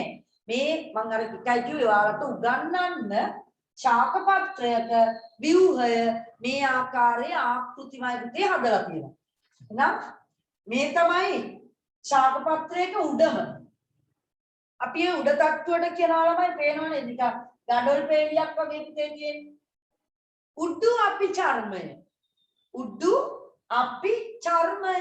හැමේ වගේ නේද? අර උඩු හමට කිව්වේ ඔයාලා අපි චර්මය. ඊට පස්සේනේ චර්මය නේද? ඊට යට අදස් චර්මය ඔය වගේ. ඒ වගේ ශාක පත්‍රයක උඩු අපි චර්මීය සෛල. ඒ වගේම තට්ටුවක් යට තියෙනෝනේ. එහෙනම් නම කියන්නේ ඒක යටි අපි චර්මීය සෛල. එහෙනම් පුතේ උඩ තට්ටුවයි යට තට්ටුවයි. ඔය අතරිමයි පුතේ තියෙනවා මේ බලන්න. ඒ සෛල කොළ පාට සෛල කොළ පාට. පුතේ මේවා අපි 11 පන්තියේදී වැඩිපුර කතා කරන්නේ. මම ඔයාලට දැන් නිකන් නම් කියන්නම්. මේවා නිකන් ඉනි සෛල කියලා කියන්නේ ඉනි වගේ. හරි ඉනි සෛල. අර වීඩියෝ එකේ ලස්සනට ඔක පේන්නනවා හොඳේ. ඒ නිසා මම නම කියන්නම්. පල්ලෙහා තියෙන ඒවා නිකන් බෝල සෛල. ඒවට කියනවා පුතේ අපි සවිවර සෛල. ඔයාගෙන් විභාගෙදී ඒවා අහන්නේ මම මේ දැන් කියන ඒවා. මේ පේලිය සවිවර සෛල, මේවා ඉනි සෛල. මේ එතකොට පටකයක් නේද? සෛල ගොඩක් නේද පුතේ පටකයක් කිව්වේ? ඔව්. එහෙනම් මේ ඇත්තටම ශාක පත්‍රයක් කියන්නේ අවයවයක්. මේ අවයවය හැදිලා තියෙන පටක තමයි පුතේ මේ තියෙන්නේ. ඉනි මුදුස්තර පටකය අපි මේකට කියනවා. සවිවර මුදුස්තර පටකය. යට අපි චර්මයේ යටි අපි චර්මේ. ඕකේ තියෙනවා පුතේ හොර සෛල වර්ගයක්. හොර නෑ පොඩ්ඩක් නිකන් ඇඟපත පොඩ්ඩක් වෙනස් වෙලා. ඒව වැඩිපුර තියෙන යටිපැත්ත. හරි. ඒවයි ශාක පත්‍රය සිදුරු වෙලා තියෙනවා. එළියට විවෘත වෙලා. මම ඒකේ ලොකු රූපයක් ඔයාලට පෙන්නන්නම්. මෙන්න බලන්න. දැක්කා. මල් වගේ. හරි. අර පත්‍රයක යටිපැත්තේ තමයි පුතේ මේවා වැඩි. ඔයා දන්නවා මේවා නම් ඇහිලා ඇති. මේකට කියන්නේ අපි පූටිකා සිදුරක්. ශාක පත්‍රයේ යටිපැත්තේ පූටිකා කියන මේ සිදුරු ගොඩයි. හරි. පූටිකා සිදුරුමයි පුතේ ගොඩයි. කොහොමද හැදෙන්නේ? මං ආයි යනවා අර ඉස්සෙල්ලා රූපෙට මේ. ඔයා බලන්න. ඔයාට පේනවද? මේ මෙතන මේ යටිපැත්තේ තියෙන අපිචර්මීය සෛල දෙකක්මයි පුතේ වෙනස් වෙලා. වෙනස් වෙලා නිකන් කජුමඩ දෙකක් වගේ සෛල දෙකක් හැදෙනවා. අර මතකනේ අපේ වකුගඩු දෙක නේද? පෝච්චි බීජ හැද. ඒ වගේ දෙන්නෙක් තමයි මෙතන ඉන්නේ. ඒවා මෙතනක් තියෙනවාට පේනවා. උඩ පැත්තේ නැද්ද මිස්? කියනවා අඩුයි. වැඩියෙන් තියෙන්නේ මම පුතේ මතක තියාගන්න ශාක පත්‍රයක යටපැත්ත. මේවට අපි කියනවා පුතේ ගාඩ් සෙල්. ගාඩ් මහත්තු. පාලක සෛල. මොනවද ඒවට කියන්නේ මේ? මේවට කියනවා අපි පාලක සෛල මේ දෙන්න. පාලක සෛල. ඒ පාලක සෛල වලින් තමයි පුතේ සිදුරක් හැදෙන්නේ. ඔන්න එනං ඔයාට ඒක පැහැදිලි මේ රූපයට යන්න. මේ තියෙන්නේ ඔන්න මේ තියෙන්නේ පාලක සෛල දෙක. ඒකෙන් නැද හැදෙනවා පුතේ පොඩි සිදුරක්. තේරුණා? පාලක සෛල වලින් ඇති වෙන සිදුරට කියන්නේ පූටිකා සිදුර. මේක ආලෝකයේ වැඩියෙන් ලැබෙනකොට කට පළල් වෙනවා. හොඳට ඇරෙනවා. හරිද? හිරු එළිය අඩු වෙනකොට මේක වැහිනවා. එම අඩු වැඩි කරන්න මේකට පුළුවන් නේ. දැන් මේ වෙලාවේ වැහිලා නේද? වැහිලා. මේ වෙලාවේ ඇරිලා. මේ තියෙන පාලක සෛල. ඒ පාලක සෛල වල කැම හදනවා. හරිත ප්‍රද තියෙනවා, කොළ පාට තියෙනවා. වටේ සෛල මොනවද? අපි චර්මීය සෛල. පැහැදිලිද? ඔන්න ඔයා හොඳට තේරුම් ගන්න පුතේ මේ පාඩම නැවත 11 පන්තියේ දෙවැනි පාඩම 11 වසරේදී අපි මේ දැන් මම කතා කරන ඒවා තව ටිකක් සවිස්තරව ඔයාලට ඉගෙන ගන්න තියෙනවා ප්‍රධාන පාඩමක් විදිහට ප්‍රභා සංශ්ලේෂණය ගෙදර ඉන්නවා නම් අයියෙක් අක්කෙක් 11 බලන්න එයාගේ පළවෙනි පොතේ දෙවැනි පාඩම ප්‍රභා සංශ්ලේෂණයේ තියෙනවා. එතකොට මේවා වෙනස් වෙනවද නේ? මේවා ටිකක් තව ටිකක් කරුණු වැඩි වෙනවා පරීක්ෂණ ගොඩක් තියෙනවා 11 පන්තියේ ඔච්චරයි. එහෙම නැත්නම් 8 පන්තියේදී මේ කරණේවම තමයි. එහෙනම් විද්‍යාවට ඒකක් ගන්න බැයිද? 8 පන්තියෙත් කරනවා නේද? පොඩි 6 පන්තියේදී වගේත් මේ ප්‍රභා සංශ්ලේෂණය නිකන් ටිකක් කියලා දුන්නා. 11 දිත් කරනවා බැයිද ප්‍රභා සංශ්ලේෂණයේ ප්‍රශ්නට ලකුණු ගන්න? පුළුවන්. නේද? එහෙනම් පුතේ විද්‍යාව ෆේල් වෙන්න බෑ ලංකාවේ ළමයි. පැහැදිලි නේද? ඇයි? පොඩි පන්තිවල සංකල්ප දීලා තියෙන්නේ. ඒවා නැවත නැවත මතක් කිරීමක් තමයි ලොකු පන්තිවල ටිකක් වැඩියෙන් කතා කරනවා. එහෙනම් ඔන්න මේ සිදුරු වලින් එහෙනම් ඔයාට හිතනවා මොකද්ද වෙනව ඇත්තේ? අන්න කාබන් ඩයොක්සයිඩ් වායුවමයි පුතේ ඇතුළු වෙන්නේ ඔය කියන ඌටිකා සිදුරු වලින්. අපි කියවනේ ඉස්සෙල්ලා හුස්ම ගන්නවා කියලා දැන් ශ්වසනය වෙනවා කියලා. ඒතර වායු ගෝලයේ ඔක්සිජනුත් ගන්නවා. ඔක්සිජන් ගන්නෙත් මෙහෙම තමයි. ප්‍රභා සංශ්ලේෂණයේදී ඔක්සිජන් පිට වෙනවා. මෙන්න පිට වෙනවා මේ. ඊතලේ දාලා තියෙන්නේ. එහෙනම් වායු හුවමාරුව සිද්ධ වෙන්නේ මොනවා හරහාද? පූටිකා හරහා. පූටිකා සිදුරු. ඔන්න මම ඔයාලට පූටිකාව ගැන හොඳට විස්තර කරා. එහෙනම් ඇතුලේ කාබන් ඩයොක්සයිඩ් වායුව ඇතුල් වෙන්නේ. ඇතුලේ ඔක්සිජන් තියනවා නම් ඒව එළියට පිට කරන්නේ. උතේ ගස්වැල් තියෙන තැන පරිසරය පිරිසිදු වෙන්නේ මේ ප්‍රභා සංශ්ලේෂණයෙන් ඔක්සිජන් දායක කරනවා පරිසරයට හරියට නිරන්තරයෙන්. හරිද? රයිට්. ඔතන දාලා තමයි පුතේ ඔයගේ දෙවනි පිටුවට යන්න පොඩ්ඩක්. වගුවක් ඇති දාලා. වගුවක් ඇති දාලා. මෙන්න මේ පූටිකා තව රූප තියෙනවා බලන්න. ලස්සනට නේද? එන අඳුර ගන්න පුළුවන් නේද? මේ පාලක සෛල දෙක. මේ තමයි පූටිකාව. හරි වටේ තියෙන්නේ අපිචර්මීය සෛල. අපිචර්මීය සෛලයි. අපිචර්මයේනේ පාලක සෛල දෙක ඉන්නේ නේද? හරි. අපි ලියමු ඉස්සර වෙලා ඔයාගේ බලන්න දෙවනි පිටුවේ දාලා තියෙනවා වගුවක්. මොනවද බලන්න ඒක තියෙන්නේ? දෙවනි පිටුවේ තියෙන වගුවේ ඉහත ඔබ නම් කළ සාධක ලබා ගන්නා ආකාරය පහත වගුවේ දක්වන්න. රයිට්. අපි ඒකේ පළවෙනි සාධකය ලියමු කාබන් ඩයොක්සයිඩ්. ඉක්මනට ලියන්න. CO2 නැත්නම් සිංහලෙන් ලියන්න කාබන් ඩයොක්සයිඩ්. පුතේ ආට එතන කාබන් ඩයොක්සයිඩ් කියලා ලිව්වතන. චූටියට හොඳේ ඒ කොටුව පොඩිනේ නේද? කාබන් ඩයොක්සයිඩ් කියලා ලිව්වනම් මෙහෙම කොටුවක් තියෙන්නේ දැන්. මේ පැත්තේ ලියන්න තියාගන්න ඉතුරු ඕමනි වගුව ඇත්තේ නේද? ලබා ගන්න ආකාරය මේ පැත්තේ. මේ පැත්ත නෙමේ මෙතන. සාධකය කියලා කියන තැන ඔයා CO2 කියලා ලියලා මේක ඇතුළේමයි පුතේ පොඩි කූටිකාවක් අඳින්න ටක් ගන්න. අජුමන්ද දෙකක් වගේ ඇඳගෙන වටේට ඔම දාන්න අපිචර්මීය සෛල නම් කරන් මැද තියෙන කූටිකාව පාලක සෛල පොඩ්ඩක් නම් කරගමු. පාලක සෛල කූටිකාව ඒක ඇතුළේම නම් කරා. පොඩි රූපයක් ලොකුවට නෙමේ. ඔයාට කූටිකා සිදුර පෙන්න ගන්න චුට්ටක්.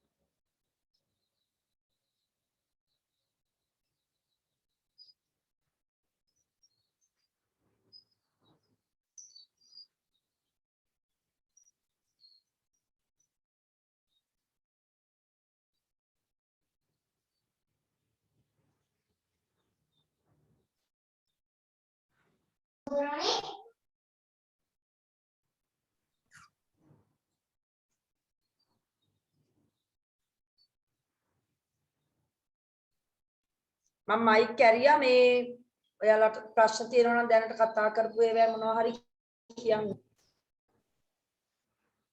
ගෙදර හැබැයි අනිත් කට්ටියට කෑ ගහන්න එපා කියන්නේ.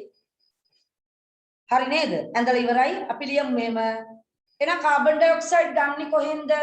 වායු ගෝලයෙන්. නේද? වායු ගෝලයෙන් ගන්න. ලියන්න. එතන රූල් තුනක් තියෙනවා ඉස්සරහා නේද? ඒකේ පළවෙනි රූලේ ලියමු. වායු ගෝලයෙන් ලබා ගනි. කාබන් ඩයොක්සයිඩ් වායුව ලබා ගන්න ආකාරයනේ උඩ මාතෘකාවනේ. ලියන්න. වායු ගෝලයෙන් ලබා ගනි. කොහොමද ලබා ගන්න කියලා කියන්න ඕන. වායු ගෝලයෙන් ලබා ගනි.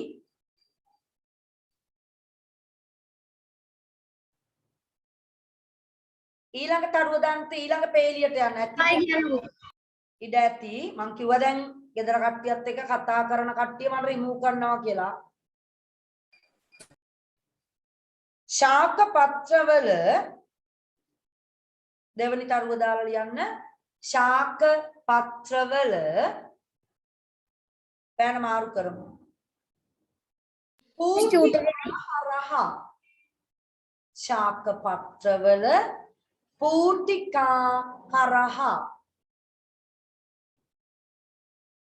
පූටිකා හරහා CO2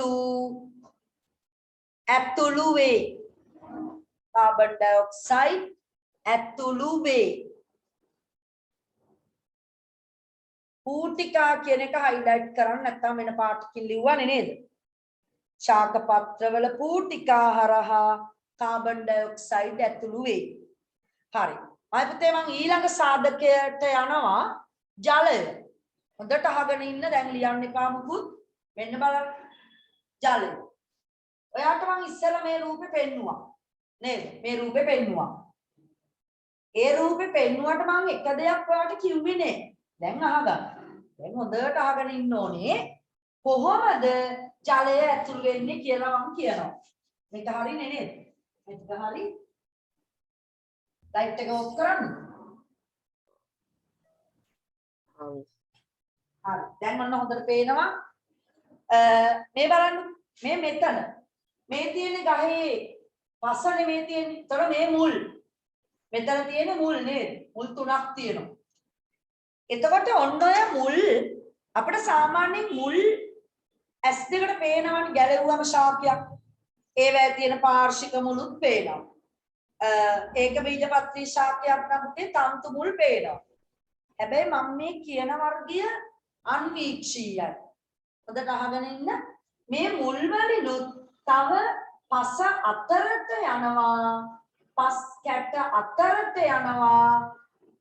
ඉතාම සියුම් අංශු වලින් හැදිලා තියෙන ඉතාම කුඩා උතේ අපි ඒවට කියන්නේ මූලකේශ කියලා. මූලකේශ. ඒවා මුලේම මූලකේශ ගොඩකින් තමයි මුලක් ඇති වෙන්නේ. එහෙනම් මුලක් තව දුරටත් බෙදිලා හතර වටේට පස් අතරට යනවා. ඇයි මේ යන්නේ? වතුර බොන්න. right. එහෙනම් ඒවට අපි කියන්නේ මූලකේශ. පරිවහනයේ කොටසදී මූලකේශයක් ගැන වැඩිපුර කතා කරන රූපෙකුත් එක්ක පරිවහනය කියලා දෙන්නම් ඊළඟ දවසේ. උතේ නම් මෙන්න මේ මූලකේශයකට තමයි ජලය ඇතුළු වෙන්නේ. කොහෙන්ද ඇතුළු වෙන්නේ? පස්සේ නේද? පස් වලින් ඇතුළු කරගන්න ජලය මෙන්නමයි පුතේ මේ ගහක් ඇතුලේ තියෙනවා ස්ලොම් බට දෙකක් නේද? ස්ලොම් බට දෙකක් කියන්නේ පුතේ මම නිකන් කිව්වේ බට දෙකක් තියෙනවා ප්‍රධාන. එක බටේක යන්නේ වතුර, එක බටේක යන්නේ කෑම ආහාර. එහෙනම් අපිට මෙතනදී ඕනේ මොන බටේද? වතුර යන බටේ. වතුර යන බටේ නම තමයි ශෛලම. මේ පෙන්නලා කියන පුතේ ඔන්න ශෛලම පටකය. ශෛලම නල. ශෛලම. අනිත් එක්කෙනා ෆ්ලෝයම. එයත් මේකේ ඉන්නවා. ෆ්ලෝයම. ආහාර යන්නේමයි පුතේ ෆ්ලෝයම දිදී. ආහාර ඉපදවන්න එපැයි. අරහෙට මේට ගෙනියන්න. මේ ගහ හදන එක ආහාර තියෙනවනේ නේද? අපි එයා ඕනේ අපි දැන් ජලයනේ කතා කරන්නේ. මූලකේශ වලට උරා ගන්න ජලය මුලේ ශෛලවට ඉස්සර වෙලා ඇතුල් වෙනවා. මෙන්න මුලේ ශෛලම. මුලේ ශෛලවට ඇතුල් වෙනවා. උතේ මුලේ ශෛලම කඳේ ශෛලමට සෙට් වෙනවා. එහෙනම් ඉහළට යනවා. ඒ යන ගමන් මෙන්න ශාක පත්‍රයක්. මේ පත්‍රේ නාරටි. ඔයා දන්නවා ශාක පත්‍රයක නාරටි හැමතැනම විසිරීලා තියෙනව නේද? ජාලාකාර නාරටි වින්‍යාසය, සමාන්තර නාරටි වින්‍යාසය එහෙම දන්නවනේ.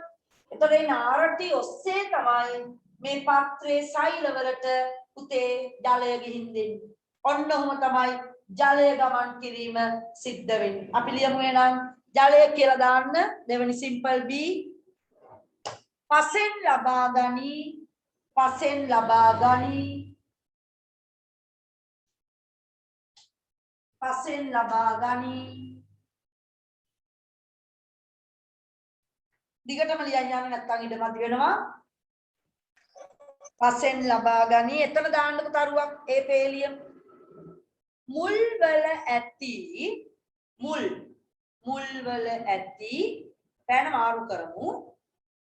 මූලකේශ මුල් වල ඇති මූලකේශ කෙස්කස් වගේ අන්වීක්ෂීයයි පුතේ මූලකේශ නම මතක තියෙන්න ඕනේ. මූලකේශ වලින් උරාගෙන ඉස්සරලා වතුර ගන්නේ යා පස් අතර තියෙන මූලකේශ වලට තමයි ජලය උරා ගන්න.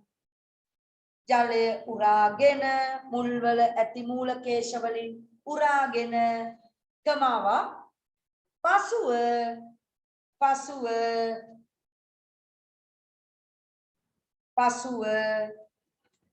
ශෛලම පටකයට ශෛලම ඩබල් කොම්බු ළමයි ශෛලම කොම්බු දෙකක් දයනුෂාන්න ශෛලම ඒ තමයි වතුර ගෙනියන බට ගස් ඇතුලේ තියෙන ශෛලම පටකය දිගේ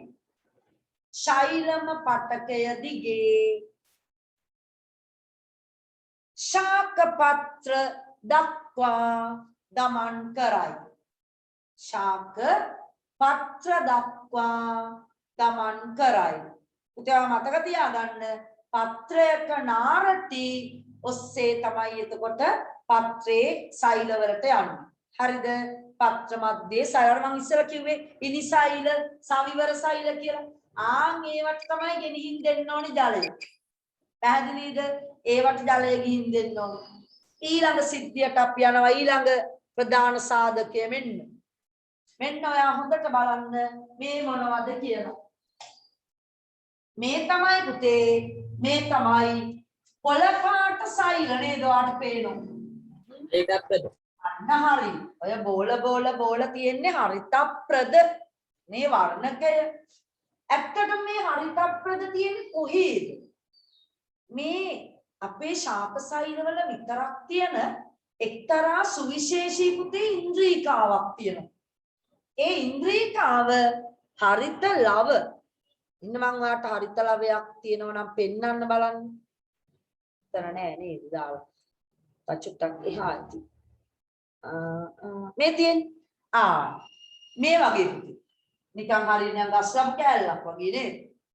ඕලාකාරයි. මේ හැඩේ හරිත ලවයක්. මේ ඇතුලේ තමයි පුතේ හරිතප්‍රද වර්ණකය තියෙන්නේ. එහෙනම් ඔයාගෙන් අහුවොත් අදිස්සියේ හරිතප්‍රද අඩංගු ඉන්ද්‍රිකාව හරිත ලව. හරි ඕවා තමයි අපේ ඇඟවල වල නැත්තේ දැන්.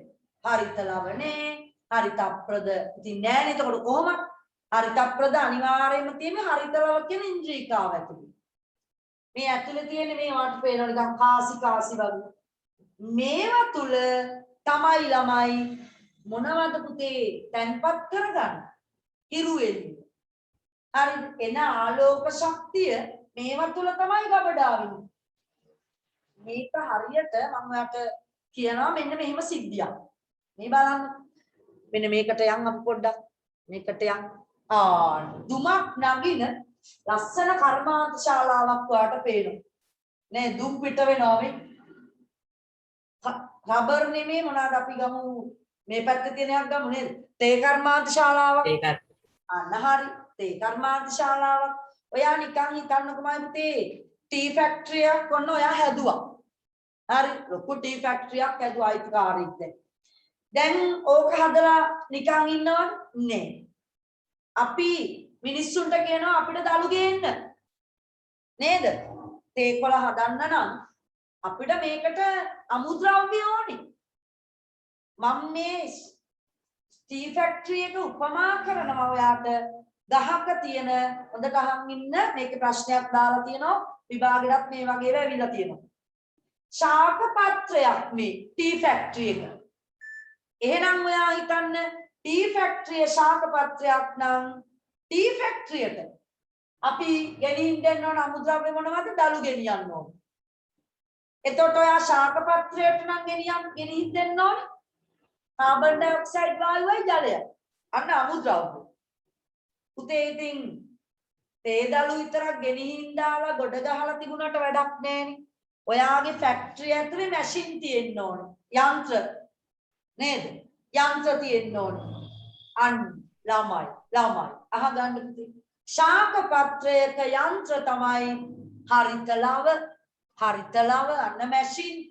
අන්න මැෂින් හරිත ලව ඒ යන්ත්‍ර ඔහේ නිකන් තිබිලා වැඩක් නෑ මේ ටී ෆැක්ටරියේ තියෙන යන්ත්‍ර ස්ටාර්ට් කරන්න ඕනේ ස්ටාර්ට් කරන්න නම් මොනවද ඕනේ කියන්න පුතේ මට මොනවද ඕනේ කරන්ට් එක නේද නිකන් මැෂින් ස්ටාර්ට් වෙනවද නේ බල ශක්තිය ඕනේ එහෙනම් කරන්ට් එක අවශ්‍ය වෙනවා මේ මැෂින් ස්ටාර්ට් කරන්න කරන්ට් එක කියන්නේ ඔයා දන්නවා ශක්තියක් නේද එහෙනම් ඔයා ඔහොමම හිතන්න පුතේ ශාක පත්‍රයක් ඇතුලේ තියෙන හරිත ලව ස්ටාර්ට් කරන්නේ කවුද කියලා දැන් තේරෙන්න ඕනේ ආලෝකය පැහැදිලිද ආලෝක ශක්තිය වැටුනොත් තමයි හරිත ලව ඇතුළ තියලා තියෙන හරිත ප්‍රදසයිල මැෂින් වගේ ස්ටාර්ට් වෙන්නේ මොකටද අර ගෙනාවනේ පුතේ කාබන් ඩයොක්සයිඩ් වායුවයි ජලයයි අන්න උන් දෙන්නව දාලා අඹරනවා දැන් උන් දෙන්නව දාලා අඹරනවා මේකේ නම් දලුනේ අඹරන්නේ එතකොට මේක ඇතුලේ ප්‍රධාන ඵලය තමයි ඔයාගේ තේ කොළ හැදෙනවා ප්‍රභා සංශ්ලේෂණයේ ප්‍රධාන ඵලයමයි පුතේ ග්ලූකෝස් ශාක පත්‍රයක් ඇතුලේ ග්ලූකෝස් හැදෙනවා හරි ග්ලූකෝස් හැදෙනවා එතකොට අතුරු ඵල වායුවක් හැදෙනවා දැන් අනවශ්‍ය දේවල් තමයි මේ පිට වෙන්නේ මෙන්න දුම මේක වගේමනේ දැන් ඔයාට හිතෙනවා ශාක පත්‍රයක වැඩි නේ මේ පිට වෙන්නේ පුතේ අපද්‍රව්‍ය මොනවා හරි ගෑස් එකක් වායුවක් පත්‍රයෙන් පිට වෙන්නේ ඔක්සිජන් එහෙනම් කොහෙන්ද පිට වෙන්නේ කූටිකාවලින් ප්‍රධාන ඵලය ග්ලූකෝස් වෙනවා අතුරු ඵලය ඔක්සිජන් වායුව ඔන්න ඔහම පුතේ වාගෙන් අහයි අමුද්‍රව්‍ය මොනවද කාබන් ඩයොක්සයිඩ් ජලය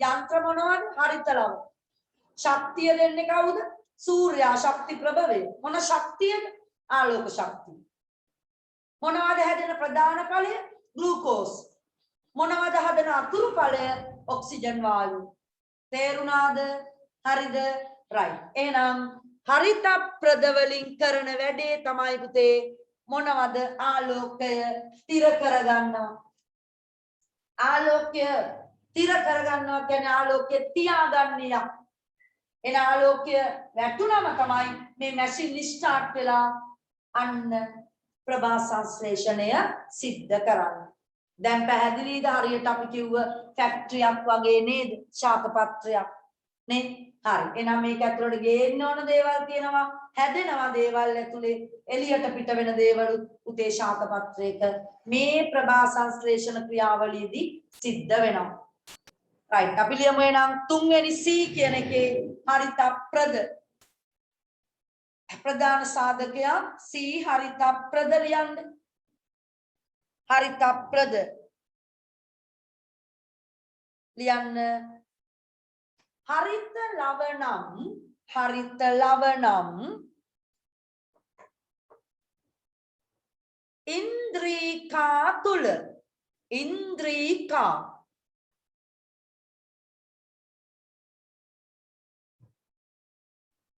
හරිත ලවණම් ඉන්ද්‍රීකා තුල අභ්‍යන්තර සාධකයක් ලෙස එයාව ලබා ගන්නේ නේද?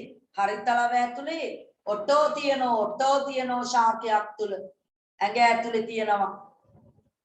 හරිත ලව නම් ඉන්ද්‍රීකා තුල හරිත ප්‍රදනම් වර්ණකය මම එහෙම නෙමෙයි කිව්වේ නේද? අභ්‍යන්තර සාධකයක් වන හරිත ප්‍රද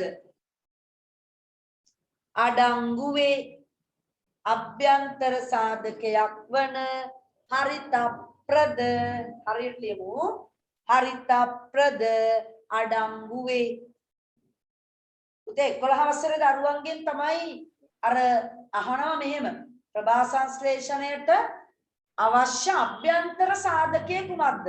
දැන් බැයිද අටේ කට්ටියටත් ඔකට උත්තර දෙන්න? පුළුවන් නේද? පුළුවන්. මොනවද අභ්‍යන්තර සාධකය? කියන්නේ ඇඟ ඇතුලේ තියෙන එක කියලා. හරිත ප්‍රද. හරිත ප්‍රද. හරි. ඒ කියන්නේ 11 කට්ටිය ඉන්නවනම් නිකන් 11 කට්ටියට මතකද කියලා නේද? මොකද ගොඩක් පෙබරවාරි මාසෙ වගේ කරපු පාඩමක්. අභ්‍යන්තර සාධක මොනවද? හරිත ප්‍රද. අහන්නකෝ ඒගොල්ලන්ගෙන් ප්‍රභා සංශ්ලේෂණයට අවශ්‍ය බාහිර සාධක මොනවද? ජලය, කාබන් ඩයොක්සයිඩ් වායු, අමුද්‍රව්‍යත් ඒගොල්ලෝ. ශක්තිය වර්ගය මොකක්ද පුතේ? ආලෝකය. ඔන්නෝම ප්‍රශ්න කඩලා ඔයාගෙන් විභාගෙදී අහනවා. හැදෙන ප්‍රධාන ඵලය ඔයාගෙන් අහනවා, අතුරු ඵලය අහනවා. හරි මෙන්න මේ දේවල්. එහෙනම් අපි මම අද වීඩියෝ එකකුත් පෙන්නනවා කියන්නේ නේද? අපි වීඩියෝ එකක් බලමු. හරි. ඒ පෙළිය හරි නේද? හරිත ප්‍රද අවසාන සිම්පල් ඩී ලියන්න ආලෝකය. ආලෝක ශක්තිය. ආලෝක ශක්තිය ලියන්න. ඔන්න වගුව ඉවර වෙන්න යන්නේ. වගුව ඉවරයි. ඊළඟට ඔයාලට වැඩ තියෙන්නේ. ආලෝකය ලියන්න. ආලෝකය ලබා ගන්න කොහොමද කියලා අහනවා. ආලෝකය ලබා ගන්න කොහොමද? ලියන්න. පත්‍ර තුල අඩංගු පත්‍ර තුල අඩංගු හරිත ප්‍රද මගින් හරිත ප්‍රද මගින් පත්‍ර තුල අඩංගු පත්‍ර තුල අඩංගු හරිත ප්‍රද මගින් හරිත ප්‍රද මගින් උතේ ලියන්න හිරු එළිය නැත්නම් ආලෝක ශක්තිය පුරාගනි අවශෝෂණය කරයි පුරාගනි කෙනෙක් ඇතයි නම් අවශෝෂණය කරයි හරි මොනවද ඔයාට සම්පූර්ණ ප්‍රභා සංශ්ලේෂණ ක්‍රියාවලිය විස්තර කරා අපි වීඩියෝ එක බලලා ඉතුරු ටිකට යමු හොඳේ ඉතුරු ලියන ඒවා ටිකට යමු වීඩියෝ එක දාගන්නකම් ඔයාට ඕන නම් මම පොඩි වැඩක් දෙන්නම්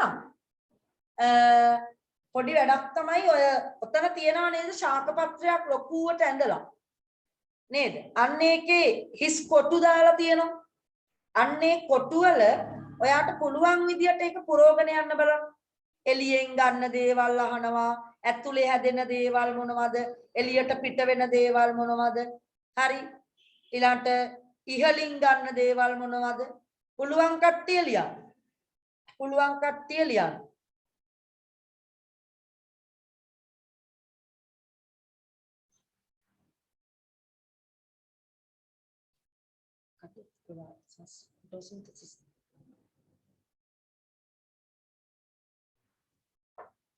වීඩියෝ එක ෂෙයා කරනකම් විනාඩියක් ඔයා ඒ වැඩේ කරන්න වරද්දන්න එපා හොඳේ ඒක බැයි නම් තියන්න බැරි වෙන්න නම් බෑ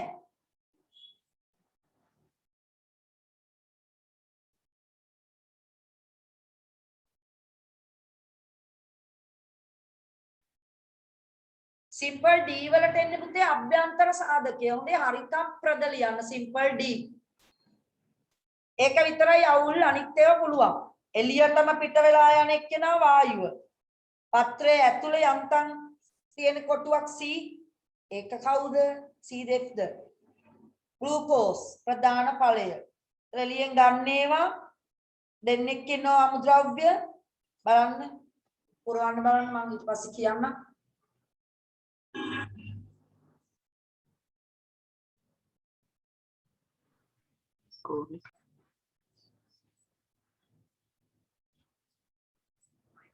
plants. ඉවරයි. ඥාඩියක් ඉන්නකොට The amazing process. හරි ඔන්න ආවා. ඔන්න වීඩියෝ එක ඇවිල්ලා ඇත්තේ දැන්. රයිට් අපි බලමු එහෙනම් දැන් මම මෙච්චරලා කෑ ගහපු දේවල් ටික ඔයා හොඳට තේරුම් ගන්න බලන්න වීඩියෝ එකෙන්. ලස්සන වීඩියෝ එකක්. The amazing process of photosynthesis. A look around at nature is an absolute treat to our senses.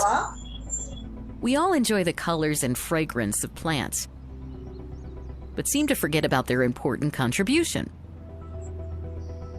Plants are an absolute necessity for life on Earth.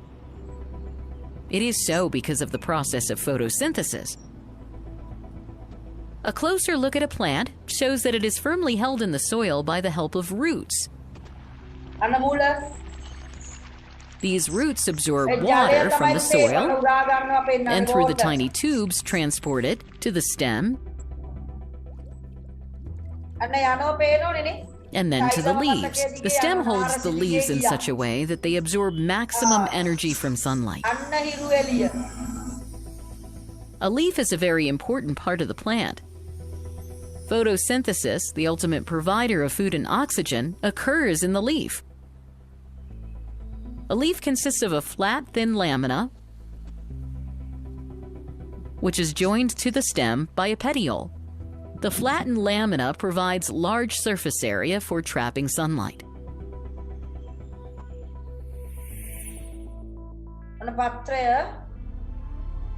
A cross-section of the leaf shows the upper and lower layers of cells, which are flat and irregular. Below the upper layer is the layer of tightly packed cells. These cells have specialized organelles called chloroplasts. Chloroplasts contain the pigment chlorophyll, which gives the green color to the leaf. The next layer has loosely arranged cells with large air spaces. The section also shows tubes specific for transporting the absorbed water into the leaves. The lower layer has many pores called stomata. Each stoma is surrounded by two guard cells, which regulate opening and closing of the stomata. A leaf absorbs carbon dioxide from the environment through these stomata, which after passing through air spaces, enter into the chlorophyll containing cells.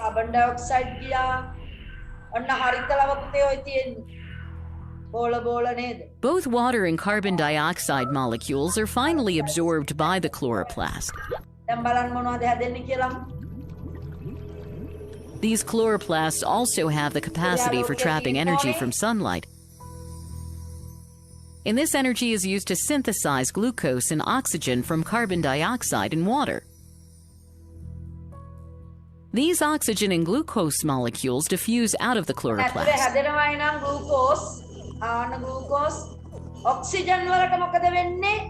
The glucose is transported through other specialized tubes to all parts of the plant, aiding in their growth.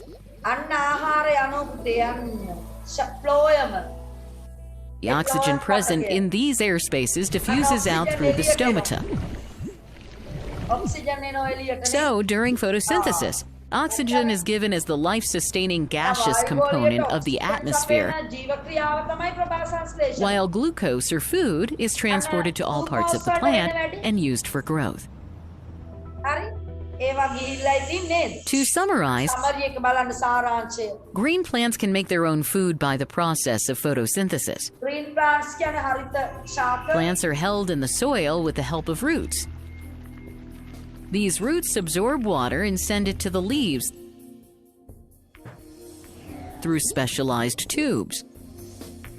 The lower layer has many pores called stomata.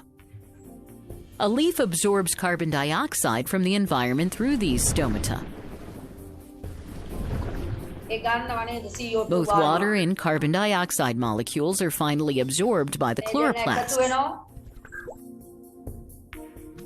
Where in the presence of chlorophyll and sunlight, they synthesize glucose and release oxygen. Oxygen හැදෙනවා නේද? The oxygen diffuses out through the stomata. The glucose is transported through other specialized tubes to all parts of the plant, aiding in their growth.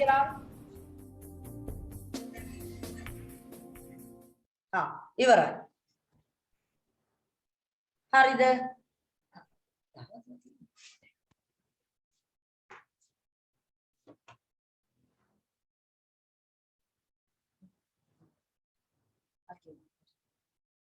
හරි බලන්න එහෙනම් ඔන්න මං හිතන්නේ දැනට කතා කරපු දේවල් ටික ඔයාලා වීඩියෝ එකෙන් දැක්කේ නේද? වීඩියෝ එකෙන් දැක්කා. අපෙන් අහනවා පුතේ ඊළඟට ප්‍රශ්නයක් අහනවා. දැන් ඔන්න ඔය රූප මං හිතන්නේ ඔයාලට පැහැදිලි. මේ දේවල් මේ ශාක පත්‍රයක හරස් කඩක්මයි මේ ඉන්නේ අර මත නාරටි ඔස්සේ කපපු පත්‍රයක්. මේ ඉනිසයිල සවිවර සයිල උඩු අපි චර්මයේ යටි අපි චර්ම මේ පාලක සෛල දෙක. හරි මේ උඩ තියෙන ඒවා ශෛලම බට වතුරේන ඒවා මේ ෆ්ලෝයම බට. හරිද ශාක පත්‍රවල එතකොට මේ බට ලයින් එකක් තියෙනවා. නාරටි කියන්නේ ඒවා.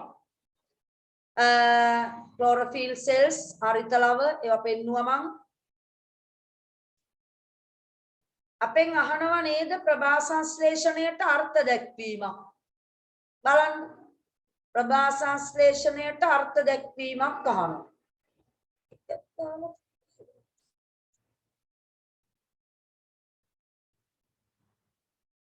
කාටද කියන්න පුළුවන් ප්‍රභා සංශ්ලේෂණයට අර්ථ දැක්වීමක්? ඔන්න බලන්න පුතේ. නිකන් හිතලා කියමු. ශාක නේද? කාබන් ඩයොක්සයිඩ් වායුවයි ජලයයි උපයෝගී කරගෙන හරිත ලව තුල එහෙම නැත්නම් හරිත ප්‍රදාඩංගු සෛල තුල හරිද? හිරු එළිය යොදාගෙන ආහාර නිපදවීමේ ක්‍රියාවලියට කියනවා ප්‍රභා සංශ්ලේෂණ. ඔයාගේ වචන වලින් ලියන්න කිසි අවුලක් නැහැ විභාගෙ. කාබන් ඩයොක්සයිඩ් සහ ජලය යොදාගෙන අමුද්‍රව්‍ය ලෙස යොදාගෙන හිරු එළිය ඇති විට හරිත ප්‍රදාඩංගු සෛල තුල ආහාර නිපදවීමේ ක්‍රියාවලියට කියනවා ප්‍රභා සංශ්ලේෂණය කියලා. තේරුම් ගත්තනම් ගැට ගහ ගන්න පුළුවන් වෙන්න ඕන. එහෙනම් අපි ගැට ගහලා ලියමු බලන්න නේද? ගැට ගහලා ලියමු බලන්න.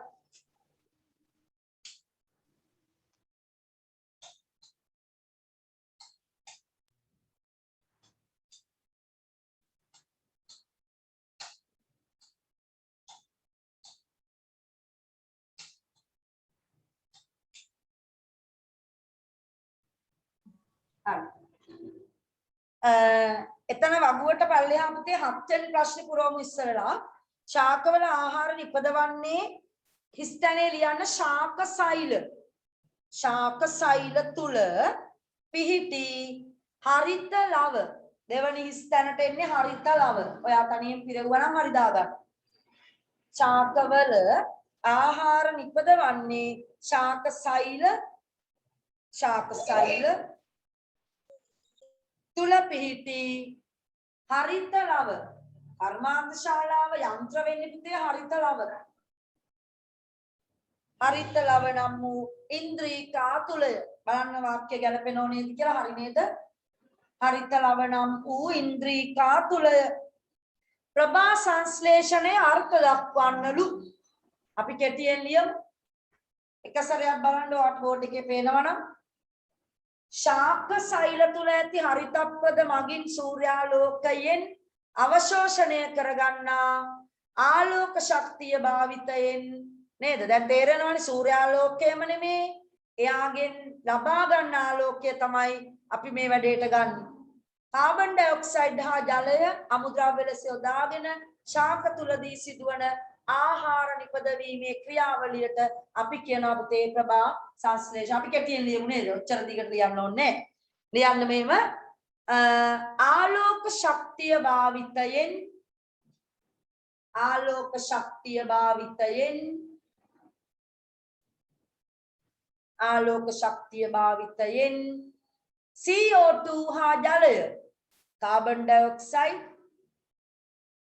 ඩයොක්සයිඩ් CO2 දිගට ලියන්න ඕනේ කැපිටල් හොඳින් දෙකම එහෙම සූත්‍රය ලියනවා නම් C කැපිටල් O කැපිටල් පැත්තෙන් ඔක්සිජන් දෙක දාන්න CO2 ආ ජලය අමුද්‍රව්‍ය ලෙස යොදාගෙන අමුද්‍රව්‍ය ලෙස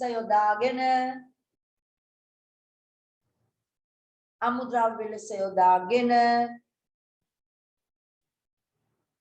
හරිත ලව තුල සිදුවන හරිත ලව තුල සිදුවන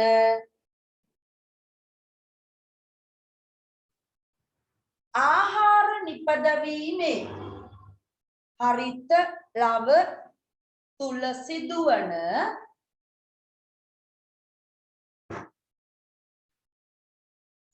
හරිත ලව තුල සිදුවන ආහාර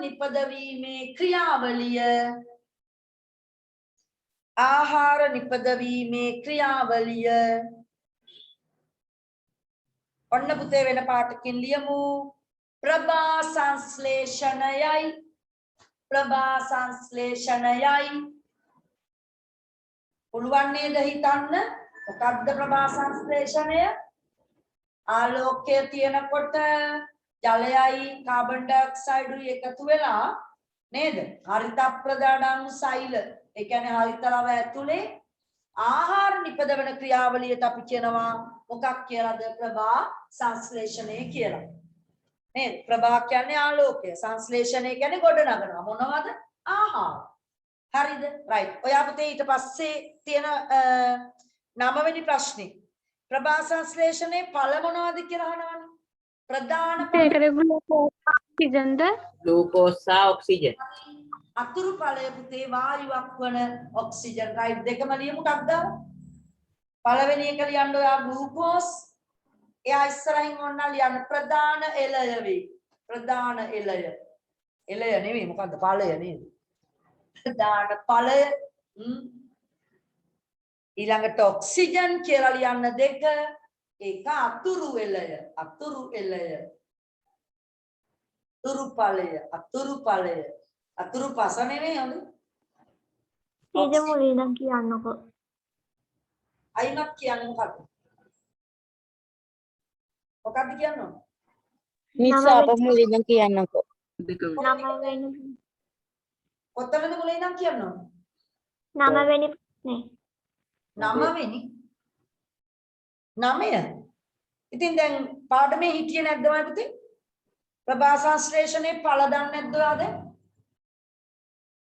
තව ඉස්සරහදී ඔයා බලලා ලියා ගන්න ඕනේ ප්‍රභා සංශ්ලේෂණේ ඵල ඊට පල්ලෙහා chart එක පිරිනුවෙත් නැද්ද දැන් ඒකෙත් තියෙනවනේ ඵල දෙකක් හැදෙනවා මොනවද හැදෙන ඵල දෙක අනිත් අපේ අනිත් අරුව කියන අහන් හිටිය ළමයි දෙන්නෙක් අහන් ඉඳලා නැහැ පාඩම හැදෙන දේ ග්ලූකෝස් ඔක්සිජන් ඔව් ප්‍රධාන ඔක්සිජන් ඵලය ඔන්න අහගන්න ඔව් අර අහන් හිටිය නැති දෙන්න අහගන්න ප්‍රධාන ඵලය ග්ලූකෝස් අක්ගාල ලියන්න ආයි මුල ඉඳන් කියන්න කිව්ව දෙන්න ග්ලූකෝස් ඊළාට දෙවනි අවස්ථාව ඔක්සිජන් ඒක අතුරු ඵලය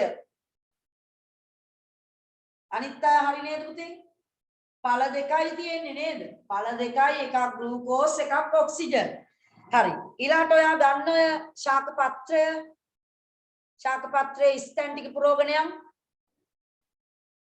සිම්පල් A හිරු එළිය නැත්නම් ආලෝකය පිරවුවනම් හරි දාගන්න ආලෝකය උඩම තියෙන කොටස ඒක අහු වෙනව නේද ඊතල පහළට එතකොට ආලෝකය මොකද්ද ආලෝක ශක්තිය බැරිද මිස් මොකද්ද පුතේ ආලෝක ශක්තිය ඔව් හරි ආලෝකය කියන්නේ ඉතින් ශක්තියක් නේ ආලෝකය කියලා ලිව්වම ඇති හරි ආලෝක ශක්තිය ලිව්වනම් දැන් කපන්න එපා ඉතින් ඕනේ ආලෝකය කියන්නේ ශක්ති වර්ගයක් තමයි විදුලිය කියන්නේ ශක්ති වර්ගයක්. තාපය කියන්නේ ශක්තියක්. ආයි අගට ශක්තිය දාන්න ඕනේ. හරි? ආලෝකය, තහිරු එළිය. සිම්පල් B ඔයා මොකක්ද ලිව්වේ? සිම්පල් B ලිව්වයි කියන්නේ කාබන් ඩයොක්සයිඩ්. හොඳයි. වායු ගෝලයක් වෙන්නේ පුතේ එන්නේ නේ. ඒ ශාක පත්‍රයේ තියෙන තැන වායු ගෝලයේ පැත්තෙන් ඇතුල් වෙනවා වගේ පේන්නේ. නැත්තම් අර ඇතුලේ මුලක් වගේ තියෙනවනේ යටම කොටස ජලය. අපි එහෙම හිතමු. C ජලය. මාරුණාට ඉතින් කමක් නැහැ හොඳේ. ඔයා B වලට ජලය ලියලා නම් ඒත් ඉතින් කමක් නැහැ අවුලක් නැහැ. අමුද්‍රව්‍ය දෙකනේ ඇතුල් වෙන්නේ නේද? අමුද්‍රව්‍ය දෙක ඇතුල් වෙන්නේ ජලය සහ කාබන් ඩයොක්සයිඩ්. ඊළඟට සිම්පල් D කියන්නේ පුතේ මං කිව්වා ඇතුලේ තියෙන අභ්‍යන්තර සාධකය හරිත ප්‍රද ලියන්න. හරිත ප්‍රද. අන්න හරි. හරිත ප්‍රද. ඊළඟට හැදෙනව නේද? පළ දෙක තමයි ඊළඟට. එහෙනම් පළ දෙකෙන් එකක් තමයි පුතේ එළියට පිට වෙනවා කියලා පෙන්නලා තියෙන්නේ. ඒ කවුද? ඔක්සිජන්. හරිද? ඔක්සිජන්. අන්න හරි. F එක ඔක්සිජන්. I කියලා තියෙන තැන ග්ලූකෝස් දාමු. ග්ලූකෝස් හරි. ග්ලූකෝස්. ශාක පත්‍රයේ එළියටම ඊතලයේ දාලා තියෙන එක F එක ඔක්සිජන් දාමු. ගැලපෙන විදිහට දාන්න. පත්‍රයේ ඇතුලේ තමයි ග්ලූකෝස් තියෙන්නේ. පත්‍රයේ ඇතුලේ පුතේ ග්ලූකෝස් තියෙන්නේ. එන හැදෙන්නේ ග්ලූකෝස්. නේද? හැදෙන්නේ ග්ලූකෝස්. ඕකට පොඩි වැඩ වෙනවා. මම තව ටිකකින් කියනවා. ඒ නිසා පාඩම ඉවර වෙනකන් ඉන්න. අදිස්සියේ ඉන්න බැරි වුණොත් අනිවාර්යෙන් රෙකෝඩින් එක බලන්න හොඳේ. මම අද දැන් කතා කරනවා තුන්වෙනි පිටුවේ අර මැද හරියට වෙන්න අපි ලියනවා. සෙනසුරාදා ක්ලාස් එකෙත් එතනට යනවා ලිව්වා. ඒ නිසා ඉන්න. ඊළඟට ළමයි තියෙනවා ප්‍රභා සංශ්ලේෂණයේ පුතේ අපිට දෙන්න පුළුවන් සමීකරණයකින්. හරි වචන සමීකරණයක් තියෙන උඩ එකේ නම් ෆොන්ට් එක වෙනස් වෙලා පුතේ මේ.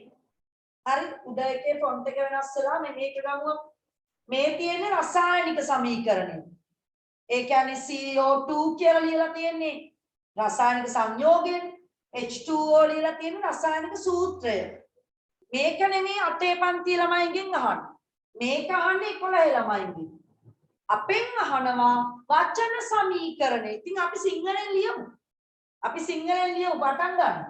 Carbon dioxide. කෙලවරේ ඉඳන් පටන් ගන්න උදේ. කාබන් ඩයොක්සයිඩ් ධන එයත් එක්ක එකතු වෙන අමුද්‍රව්‍ය ජලය. මේ දෙන්න එකතු වෙනවා ගහන්න ඊතලයක් ගහන්න පොඩි. ඊතලේ උඩ ලියන්න ඔයා පාට පෑනකින් ලියුවා පුතේ ඊතලේ උඩයි යටයි. ලියන ඒවා පාට පෑනකින් ලියන්න. උඩින් එන්නේ ආලෝකය නිසා මම උඩ ආලෝකය ලියනවා. ඊතලේ උඩ ලියන්නේ ඒක රසායනික සමීකරණෙත් පුතේ ලියන්නේ අපි සිංහලෙන්මයි. ආලෝකයේ සූත්‍රයක් නැහැ නේද? හරිත ප්‍රද වලට සූත්‍රයක් නැහැ. අභ්‍යන්තර සාධකය අපි ඊතලේ යටින් ලියනවා හරිත ප්‍රද. ඒව නැති වුණොත් ලකුණු නැහැ හොඳේ. එහෙනම් හැදෙන්නේ මොනවද? ඔයා අර මේ ප්‍රතික්‍රියා පාඩම් කතා කරන්නේ සර් එක්ක නේද?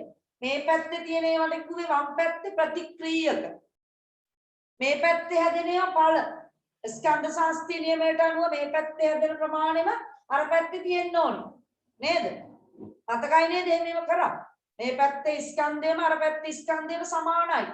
ස්කන්ධ ශාස්ත්‍රීය නියමය. ඇන්ටන් ලැවෝෂියර් කියන මිනිස්සයා ඉදිරිපත් කරේ මතකයි නේද? හරි. ඒ කියන්නේ මේ පැත්තේ හැදෙනවා ග්ලූකෝස්. ධන ඔක්සිජන් ඔන්න වචන සමීකරණය කොටු කරගන්න ඔයා පස්සේ ඔතන රතු පෑනක් කරන් ලස්සනට කොටු කරගන්න. කාබන් ඩයොක්සයිඩ් ධන ජලය ඊතලයේ උදාලෝකය ඊතලයේ යට හරිතප්පද ප්‍රධාන ඵලය ග්ලූකෝස් අතුරු ඵලය ඔක්සිජන් හරිද මේක ගැන තෝරන චුට්ටක් මම කියන්නම් මේක ඔයාගෙන් අහන්නේ අටේ පන්තියේදී හැබැයි 11 දී ආන්නේ රසායනික තුලිත සමීකරණය කියලා. ඇයි තුලිතයි කියන්නේ? ආයිතේ මේ පැත්තේ මේ ග්ලූකෝස් වල සූත්‍රය තමයි C6යි H12යි O6යි. ග්ලූකෝස් වල සූත්‍රය C6 H12 O6. හරි. එතකොට අර පැත්තෙන් එන්න ඕන C6ක්. කාබන් පරමාණු 6ක් එන්න ඕන. කාබන් ඩයොක්සයිඩ් විතරක් ලියුවොත් එක කාබන් එකයි. අපි ඒක 6ක් කරන්න ඉස්සරහින් 6ක් ලියනවා. දැන් කාබන් ඩයොක්සයිඩ් අණු 6ක්. හරි. මෙතන හයිඩ්‍රජන් 12ක් තියෙනවා. ඒ වුණාට තමයි උත්තේ මෙතන H2O. මෙතනින් මේ හයිඩ්‍රජන් එන්නේ ජලයේ. එතකොට අපිට බැයිද මේ හයිඩ්‍රජන් දෙක 12ක් කරලා දෙන්න? පුළුවන්. ඉස්සරහට 6ක් දාන්න 6 වරක් 2 12. අන්න ඒ 12. ඔක්සිජන් අවුල් වෙනවනේ. ඔක්සිජන් මේ බලන්න. මෙතන අහන් ඉන්න. මෙතන ඔක්සිජන් එකයි තියෙන්නේ. ඉස්සරහ 6නුත් වැඩි කරනවා. ඔයාට වැඩි වෙයි මම මේ කියන එක. 6 වරක් 2 12යි. මෙතන ඔක්සිජන් 12යි. මෙතන ඔක්සිජන් 6යි. මේ ඔක්සිජන් ඉස්සරහ තියෙන 6 මේ ඔක්සිජන්ට මේ 6 ඉලක්කම අයිති 6ක්. ඒක 18ක් තියෙනවා. නේද? මෙතන 12යි මෙතන 6යි ඔක්සිජන් මේ පැත්තේ 18යි. අර පැත්තේ 18ක් එන්න ඕනේ. මෙතන 6ක් තියෙනවනේ පුතේ ග්ලූකෝස් අණුයි. එහෙනම් මෙතන පිට වෙන ඔක්සිජන් වල අපිට තව 12ක් හදා ගන්න. මෙතන 6යි තව 12ක් එන්න නම් ඉස්සරහ 6න් වැඩි කරනවා 6 වරක් 2 12යි 12යි 6යි 18යි. එහෙම තුලිත කරන්න තියෙන මේ සමීකරණය එච්චර අමාරු නෑ. ග්ලූකෝස් ඇරෙන්න 11 දරුවන්ට හරි ලේසි මේක. ජලය ඉස්සරහට 6, කාබන් ඩයොක්සයිඩ් ඉස්සරහට 6, මේ පැත්තේ ඔක්සිජන් ඉස්සරහට 6 දාන්න විතරයි පුතේ තියෙන්නේ. තේරුණාද? එතකොට තුලිත රසායනික සමීකරණය තමයි ඒ. ඔයා ඒක ලියන්න ඕනේ. ඔන්න මම ඒක ගැන ටිකක් කිව්වා. සමහර දරුවෝ අපේ පන්තියේ අපේ දරුවෝ දක්ෂ දරුවෝනේ නේද? මේවා තේරුම් ගන්න පුළුවන් අය ඉන්නවා. ඒ නිසා කිව්වේ මම ඒකත්. යන්න පුතේ ඊළඟට 11 වෙනි ප්‍රශ්නයට. 11 වෙනි ප්‍රශ්නයට යන්න.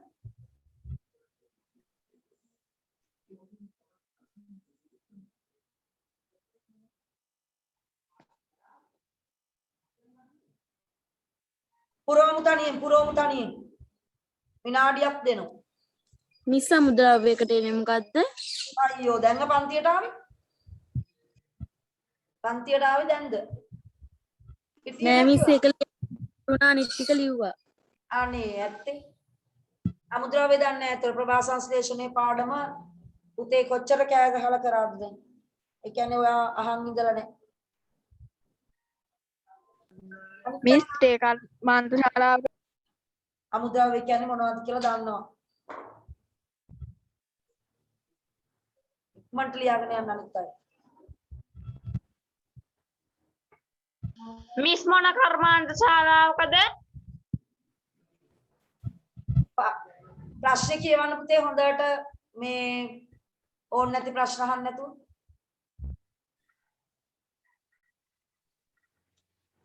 ප්‍රශ්න කඳ කියවන්න හොඳට.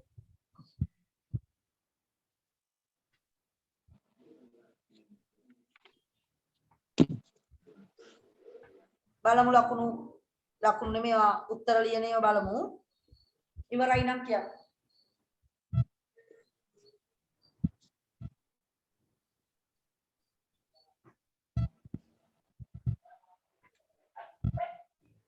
හරිද ඉවරද?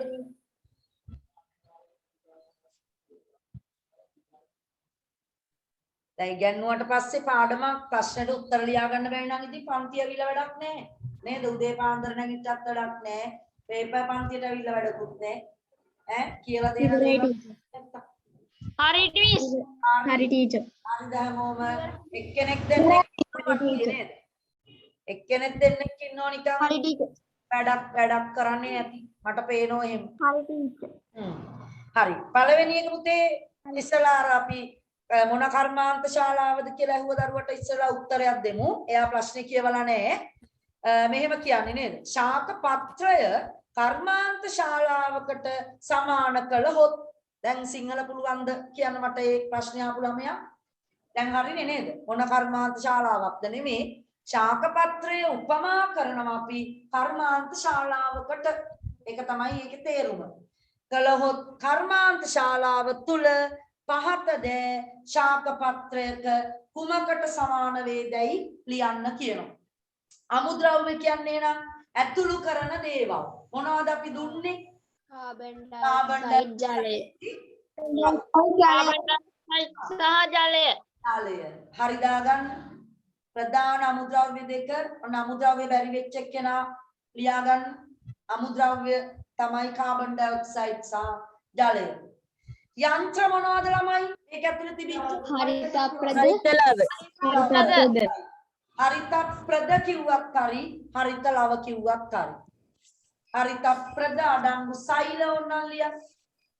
ඒවා තමයි යන්ත්‍ර. නැත්තම් හරිත ලව. ශක්ති ප්‍රභවය කවුද පුතේ? ආලෝක ශක්තිය. ශක්තිය. ශක්ති ප්‍රභවය. ඔයා ප්‍රභවය කියන වචනේ 6 පන්තියේ ඉඳන් ඉගෙනගෙන තියෙනවා.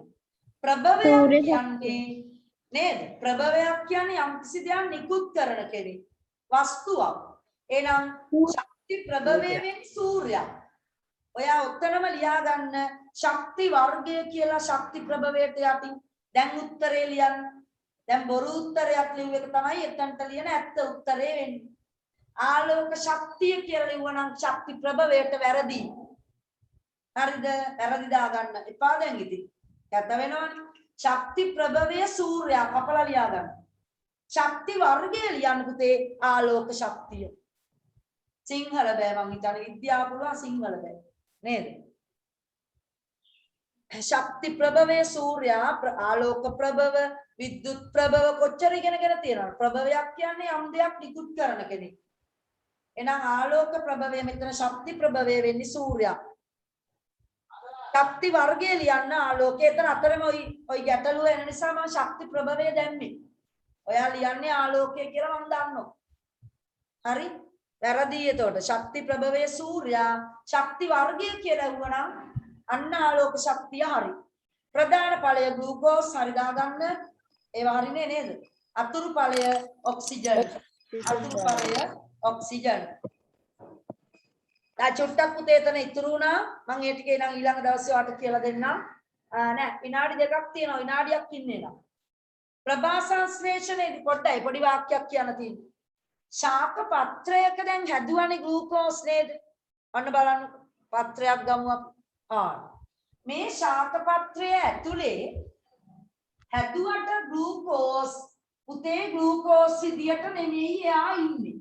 එහෙනම් එයා ශනිකව ටික වෙලාවකින් පත් වෙනවා පිෂ්ඨය බවට. පිෂ්ඨය වෙනවා. එහෙනම් ශාක පත්‍රයක් ප්‍රභා සංශ්ලේෂණය කරාද නැද්ද කියලා අපි බලන්න ලබන සතියේ කතා කරන සුවිශේෂී පරීක්ෂණයක් පිෂ්ඨ පරීක්ෂාව කියලා. ඒකට ලේස්ති වෙලා ඉන්න. පිෂ්ඨය තමයි හදන්නේ. නම් ග්ලූකෝස් පත් වෙනවා පිෂ්ඨය බවට. පිෂ්ඨය බවට. හැබැයි ඒ පිෂ්ඨය බවට පත් වෙලා දැන් අපි හිතුව පිෂ්ඨය ගොඩ ගැහෙනවනේ එහෙම වුණොත්. නමුත් ගොඩ ගැහෙන්න දෙන්නේ නෑ. ඔයා ඉස්සෙල්ලා වීඩියෝ එකෙන් දැක්කා ඒ හැදෙන ග්ලූකෝස් යනවා රෙහිමි. කොහෙද යන්නේ? ඇයි මේ ග්ලූකෝස් හදන්නේ ශාකයක් මිනිස්සුන්ට කන්නද? නෑ. ඒ ශාකයේ වර්ධනය වෙන්න ඒ ශාකයේ ශ්වසන ක්‍රියාවලියට ග්ලූකෝස් යවන්න ඕනේ. ඉතුරු ඒවා ටික තමයි අපිට ගහක ගෙඩි කරලා එල්ලන්න.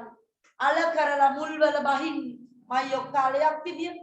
උතේ නම් මේ පිෂ්ඨය නැවත යන්න ඕනේ ශාක පත්‍රයෙන් ඉවතට. හැබැයි යන්නේ වෙන විදියකට යන්නේ පුතේ සුක්‍රෝස් විදියට.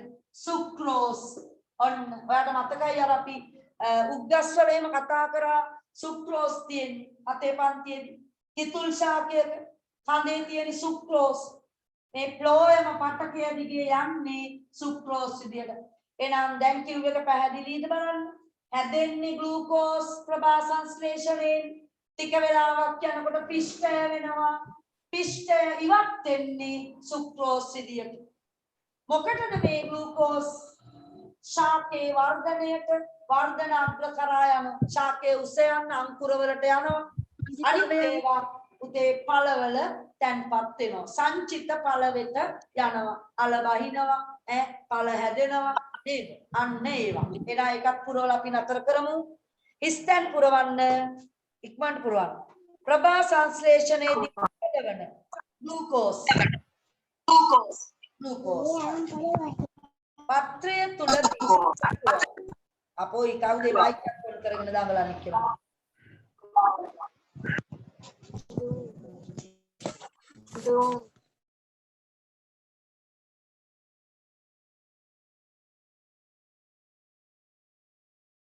ටීචර් මයික් ඕෆ් කළා. හරි දෙවනි ස්ථානට එක හොයාගත්තද කියන්න මට හොයාගත්තේ කෙනෙක් පිෂ්ඨය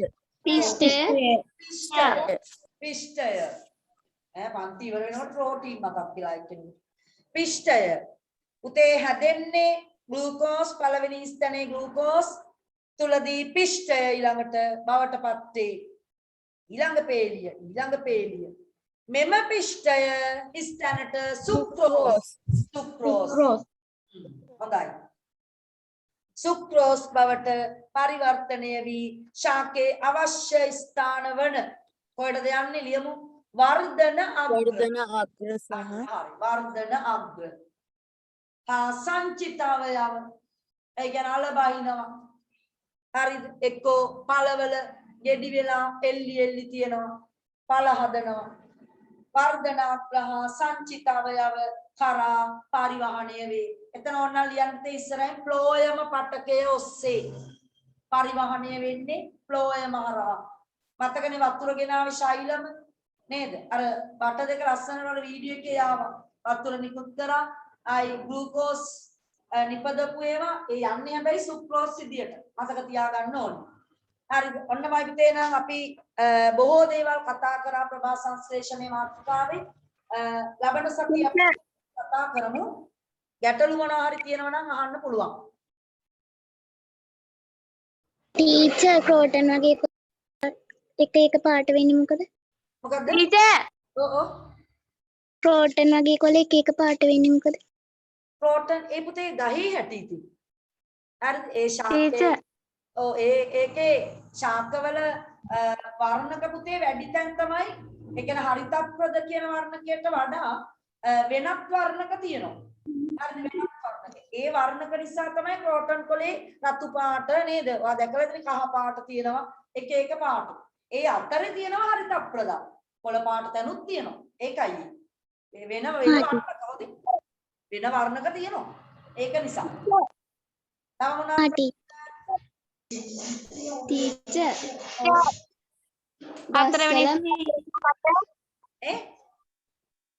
හතරවෙනි ස්ටෑන්ඩ් එන්නේ මොකද්ද? මේ දැන් එකේද වර්ධන සහ සංචිත අවයවදී වර්ධනාග්‍ර කියන්නේ දහ දික් වෙන තැන් උස යන තැන් අතු වෙන තැන් අන්න ඒවා වර්ධනාග්‍ර